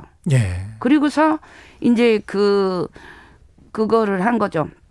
이제 그 랩을 수리하고 바뀌면서 반으로 줄어든 거죠. 80명으로. 지난해 해고 통보는 한 80명 정도 받으신 거예요. 그래서? 그렇죠. 82명입니다. 정확하게. 82명. 네. 예. 지금은 어느 정도 몇 분이 농성을 하고 계십니까? 지금은 26명이요. 26명? 네. 그럼 나머지 분들은 다 얼마 전에도 다 해외해서 떨어져 나가고. 예, 그렇게 했습니다. 예. 그러면 어디서 지금 농성을 하고 계시는 거예요? 저희들은 아침 이제 그 법원에서 판결이 나왔습니다. 우리가 농성장에서 잠 자는 거는 안 되고 그냥 우리가 농성장이라는 거는 LG 트윈타워 그렇죠. 빌딩. 예. 트윈타워 로비요. 예, 로비. 근데 이제 우리가 선전전을 하면서 구호를 외치고 이렇게 시위하는 거는 가능하다. LG가 원청이기 때문에 책임이 있다라고 해서 그거는 오전 8시부터 오후 16시까지는 가능해요. 사람들도 지치고 그래서 18시. 82명이 원래 해고 통보를 받았는데 지금 26명만 농성을 하고 있다는 거는 굉장히 좀 어려움이 많을 것 같습니다. 그렇죠. 지금까지도 30명인데 저 사람들이 계속 그 관리자고 이사란 사람이 문자를 주면서 돈으로 그렇게 회유를 하니까 또 여러 가지 환경도 어렵고 경제적인 다 어려움이 있습니다. 거의가 그렇죠. 다 그렇겠죠. 가장들입니다. 예. 가정에. 근데 이렇게 농성을 할 수밖에 없는 이유, 그걸 마지막으로 좀 잘 좀 말씀을 해 주세요. 예, 마지막으로 그 얘기 드릴 수 있는 거는 저희들이 너무 부당하잖아요. 부당하다. 네, 이건 해고 자체가 부당하다. 해고 자체가 부당합니다. 그래서 그 말씀을 하시는 거죠. 네, 네. 그리고 우리는 이제는 물러설 수가 없습니다. 정말 목숨을 거는 생사를 우리가 가지고 싸우는 겁니다. 우리가 어떻게 하루아침에 직업을 잃었는데 가만히 물러날 수는 없고 이제는 더 이상 한 걸음도 뒤로 물러설 수 없는 그런 상황. 그래서 이제 그 야간 텐트 이제 100일 날이 다가옵니다. 예. 100일 파업. 그래서 지금 저희들이 야간 그 이제 투쟁 텐트 100개를 LG 동간 주차장에 다 쳐서 야간 이제 시위에 돌입했습니다. 25일부터. 예. 알겠습니다. 지금까지 박소영 공공운수노조 LG 트윈타워 부회장이었습니다. 오늘 말씀 감사하고요. 네, 시간이 너무 짧네요. 할 말은 많은데. 트리스탄 김님은 오죽하면 어르신 노동자들께서 노조를 만들까요? 민구님은 가끔 마포대교 지나가다 보면 봅니다. 구광모 회장님 잘 좀 헤아려 주세요. 이런 말씀하셨습니다. 오늘 말씀 고맙습니다. 네, 예. 감사합니다. KBS 1라디오 최경영의 최강시사 듣고 계신 지금 시각은 8시 44분입니다. 출근길 정체가 아직 안 풀린 곳이 있습니다. 도로 곳곳으로 지나기 답답한 구간이 있는데요. 먼저 고속도로 상황입니다. 경부고속도로는 서울 방향으로 수원에서부터 밀리고요. 달래내에서 반포까지 이어서 정체입니다. 반대 부산 쪽으로는 한남에서 서초까지와 신갈분기점에서 수원까지 제속도 못 내고요. 동탄분기점에서 정체입니다. 서해안고속도로는 서울 방향인데요. 목감 진출로에서와 일직분기점에서 금천까지 밀리고 있고요. 반대 목포 방향으로는 금천에서와 목감 진출로, 더 가서는 매송에서 비봉까지 출근길 정체가 아직 풀리지 않았습니다. 영동고속도로 강릉 방향으로는 사고 소식이 있는데요. 신갈분기점 3, 5차로에서는 추돌 사고가 나서 현재 처리하고 있습니다. 뒤쪽으로는 혼잡하니까요. 부근이시라면 조심하시고요. 한편 서울 시내는 강변북로 일산 쪽으로 잠실대교 지난 곳에서 사고가 나서 4차로가 막혀 있으니까요. 차선 변경 염두에 두셔야겠습니다. KBS 교통정보센터에서 정현정이었습니다. 여러분은 지금 KBS 1라디오 최경영의 최강시사와 함께하고 계십니다. 네, 구미의 한 빌라에서 3살 여자아이가 숨진 채 발견된 사건 아시죠? 청취자 여러분들도 들어보셨을 건데 지난달 첫 보도 이후에 아이의 외할머니가 친모인 것으로 밝혀져서 언론의 주목을 받고 있습니다. 하지만 사건의 본질보다도 사생활에 초점을 둔 선정적이고 자극적인 보도가 이어지고 있다는 지적도 나오고 있습니다. 미디어 인권연구소 뭉클 김원경 소장과 함께 관련 내용 짚어보겠습니다. 김원경 소장님 나와 계시죠? 안녕하세요. 네, 안녕하세요. 예. 먼저 그 구미 3세 여아 사망 사건, 이게 잘 모르시는 분들도 있을 것 같은데 사건이 이게 어떤 사건이었죠? 지난 2월 10일에 경북 구미의 한 빌라에서 난방도 안 되고 아무런 집기도 없는 빈 집에 홀로 숨져 있는 여아가 발견된 것입니다. 예. 아동학대 사건이 연이어 계속 불거지는 상황이었기 때문에 이 사건 역시 당시 언론의 주목을 받았어요. 그렇죠. 그런데 사체의 부패가 상당히 진행되었기 때문에 국가수 부검 결과 아이의 사망 시점이 작년 8월로 추정된다는 것 이외에는 정확한 사망 원인을 알 수가 없었습니다. 그리고 당시 보도들은 아이 엄마가 아이가 살았을 때 홀로 아이를 두고 이사를 갔다고 하는데 과연 그게 사실일까? 그리고 어떻게 아이가 울었을 텐데 그것을 아무도 듣지 못했을까? 이런 식의 수많은 어떤 추측으로 구성되어 있는 보도들이었습니다. 예. 경찰이 확정된 것이 아무것도 없어서 무엇도 확인해 줄 수 없다는 입장을 반복했기 때문에 언론 보도들도 이렇게 추측성 보도들로 이어진 것이었는데요. 예, 이 사건이 이제 다시 주목을 받게 된 것은 말씀하신 그 DNA 검사 이후가 된 것이죠. 이 DNA 검사를 해보니까 숨진 아이가 외할머니였다. 이거는 맞는 거죠? 예, 팩트죠? 그것은 뭐 팩트라고 지금 얘기를 합니다. 일단 지난 10일에 경찰이 범행의 유력한 그 용의자로 공모자로 여아의 외할머니를 체포를 했습니다. 그런데 11일에 경찰이 DNA 검사 결과 여아의 친모가 외할머니다라고 밝혔습니다. 예. 외할머니는 아직까지도 출산 사실을 전면 부인하고 있는 상황입니다. 그리고 또 이미 많이 아시겠지만 여러 사람을 조사했지만 아이의 친부도 밝혀지지 않았습니다. 친부도 안 밝혀졌고. 일단 말씀드리고 싶은 거는요. 이 경찰이 친부를 확인하려고 하는 것은 이 가족의 족보를 정리하기 위해서가 아니잖아요. 외할머니와 딸이 비슷한 시기에 출산을 했는데 외할머니가 자신의 출산 사실을 감추기 위해서 자신의 딸과 자신의 아이를 바꿔치기 했을 가능성이 높다라는 추측이 나온 것이고요. 그렇죠. 만약에 이게 사실이라면 또 다른 아동학대나 유기가 존재할 수 있다는 가능성 때문에 이 친부를 찾는 수사를 진행하고 있는 것입니다. 그런데 이제 우리 언론은 이것과 상관없이 그야말로 친부 찾기 놀이에 지금 빠져 있는 그런 상황이라고 볼 수 있습니다. 그러니까 언론의 관심은 사실은 아동학대의 사회 구조적인 문제 쪽으로 갔어야 되는데, 그 친부 찾기 놀이나 뭐 과거에 뭐 사랑과 전쟁 같은 그런 드라마 소재 쪽으로 많이 갔다는 말씀이네요. 예, 그렇죠. 이 외할아버지가 친부가 아니다. 그런데 외할머니의 내연남을 검사를 했다. 그런데 이분도 아니다. 또 다른 사람도 추가로 불러서 DNA 검사를 했는데 아니다. 이런 식의 내용들이 하나하나 마치 실시간 중계되듯이 계속 업데이트되면서 보도가 되었고요. 이런 수많은 보도들의 댓글로는 대부분 이제 막장 드라마를 보는 것 같다라는 식의 악플들과 지나친 관심, 엄청난 흥미 위주의 그런 이야기들이 이어졌거든요. 그래서 딱히 어떤 보도가 가장 나빴다라기보다는 굉장히 과잉 보도되었으나 이 보도들이 과연 우리의 어떤 사회적 공익에 어떤 의미가 있는지 전혀 찾아볼 수 없는 내용이었다라는 생각입니다. 그러니까 사람들의 훔쳐보기 본능에만 충실하게 기여하는 그런 보도들이 많았다 그런 말씀이네요. 그렇죠. 예. 근데 방송사 한 프로그램에서 숨진 아이의 얼굴 사진을 이제 유튜브에 공개를 해버렸어요. 네네. 그 다음에 이제 인용 보도도 많이 됐던데 이게 아이 얼굴을 공개하는 것까지 필요했을까 이런 생각도 들고요. 어떻게 보십니까? 이 문제는? 일단은 아이의 피해자의 얼굴을 공개하는 것은 적절치 않습니다. 예. 사실 이전에 우리가 양부모에게 학대당한 아이의 얼굴을 공개했던 일이 있었죠. 최근에 그때 그 아이가 정인이라고 이제 보통 말을 많이 하는데 정인이 얼굴을 공개했을 때에도 저는 이것은 적절치 않다라고 생각을 했어요.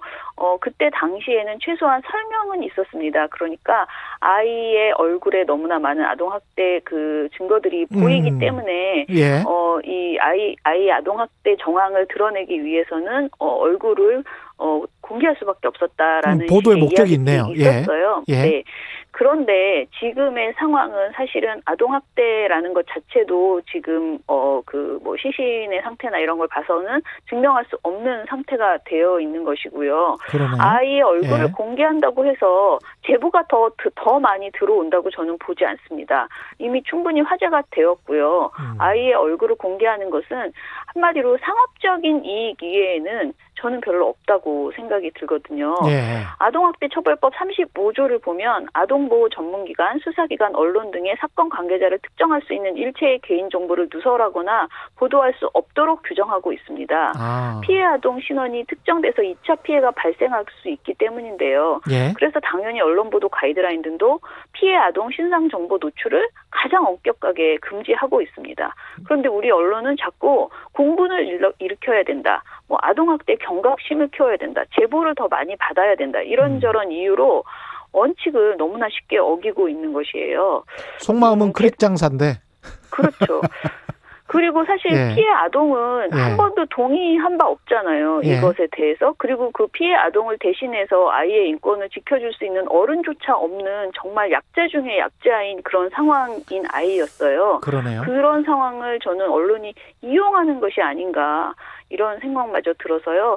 사실 유튜브라고 하더라도 공영방송에서 운영하고 있는 방송사 유튜브에서 이렇게 얼굴을 공개한 것은 매우 부적절했다고 생각하고요. 또 게다가 그 공개를 했다는 이유로 대부분의 이제 언론사, 연합뉴스를 비롯한 수많은 언론사들이 이어서 그것을 보도를 했거든요. 근데 이게 어차피 공개를 했으니 언론이 보도하지 않아도 네티즌들이 다 퍼나를 거야 이렇게 생각하실 수도 있어요. 그런데 네티즌이 퍼나르는 것과 아주 공신력 있는 언론사에서 이 사진을 계속 이용하는 것도 다르거든요. 이것도 아마 기억하실 텐데 청취자분들이 라면 형제 사건이라고 있었어요. 네네.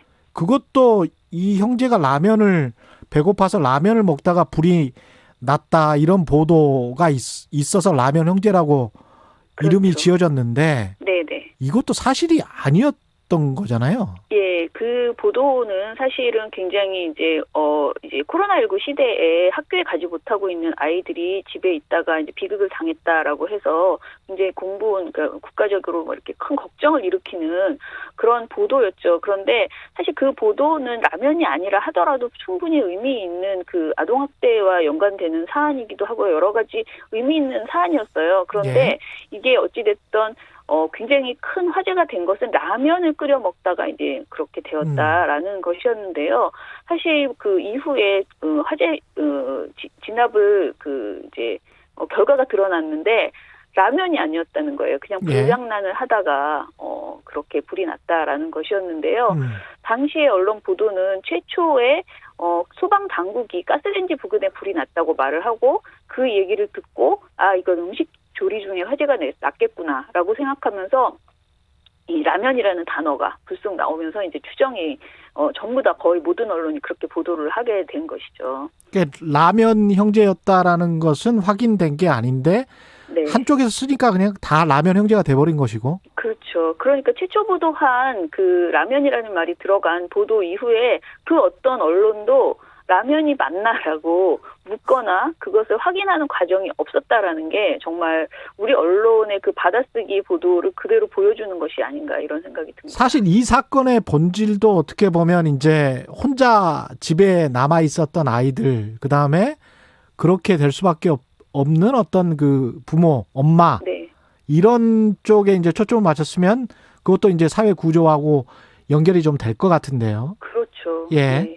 이 보도 보면은요, 지금 아이를 키우는 그 과정에서 이제 생계를 유지해야 되고 굉장히 어려운 상황인 부모들이 굉장히 많고 특히 홀로 아이를 키우고 있는 엄마의 경우에는 그 어려움이 정말 굉장히 크다라는 것을 보여주거든요. 예. 그런데 문제는 이런 보도를 하면서 주로 엄마에게 초점을 맞추잖아요. 엄마는 무엇했어? 엄마는 왜 그 시간에 없었어? 이런 식으로만 그 관점이 가는 것도 굉장히 문제라고 생각하고요. 그런 관점을 시민들이 갖는 게 아니고 저는 언론이 그렇게 생각할 수 있도록 이 스토리텔링을 하고 있다라고 생각을 해요. 그래서 대부분의 이 아동학대 보도에서 엄마 또는 계모 이런 식의 키워드가 집중되는 것은 문제라고 생각합니다. 그냥 부모 전체로 보지를 않고 엄마만 강조하는 것은 또 다른 어떻게 보면 성 역할론 같은 거네요. 그렇죠. 그리고 저는 라면 형제, 내복 아이, 그리고 최근에 그 구미 여아에 대해서는 미라 여아 이런 식의 어떤 별명 같은 그 사건을 특징을 부각한 그런 표현들이 있어요. 그런 제목이 굉장히 많이 나오고 있습니다. 그런데 이렇게 사건과 그 특징을 부각한 내용 자체가 사실은 저는 혐오 표현이 될 수 있다라는 생각이 들고요. 예. 너무나 선정적이거든요. 그리고 또 사실과 맞지도 않았잖아요. 라면 형제도 그렇고 지금 미라 아이라고 여아라고 하는 것도 전혀 사실이 아니라는 그 경찰의 그 이야기도 있거든요. 예. 그래서 이런 식의 표현을 쓰지 않는 것도 우리가 좀 시작해야 된다 언론에서 이런 생각입니다. 예, 말씀 감사하고요. 지금까지 언론 윤리에 관해서 미디어 인권연구소 뭉클 김원경 소장과 함께 이야기 나눠봤습니다. 고맙습니다. 감사합니다. 네, 3월 16일 화요일 KBS 1라디오 최경영의 최강시사는 오늘 여기까지고요. 저는 KBS 최경영 기자였습니다. 고맙습니다.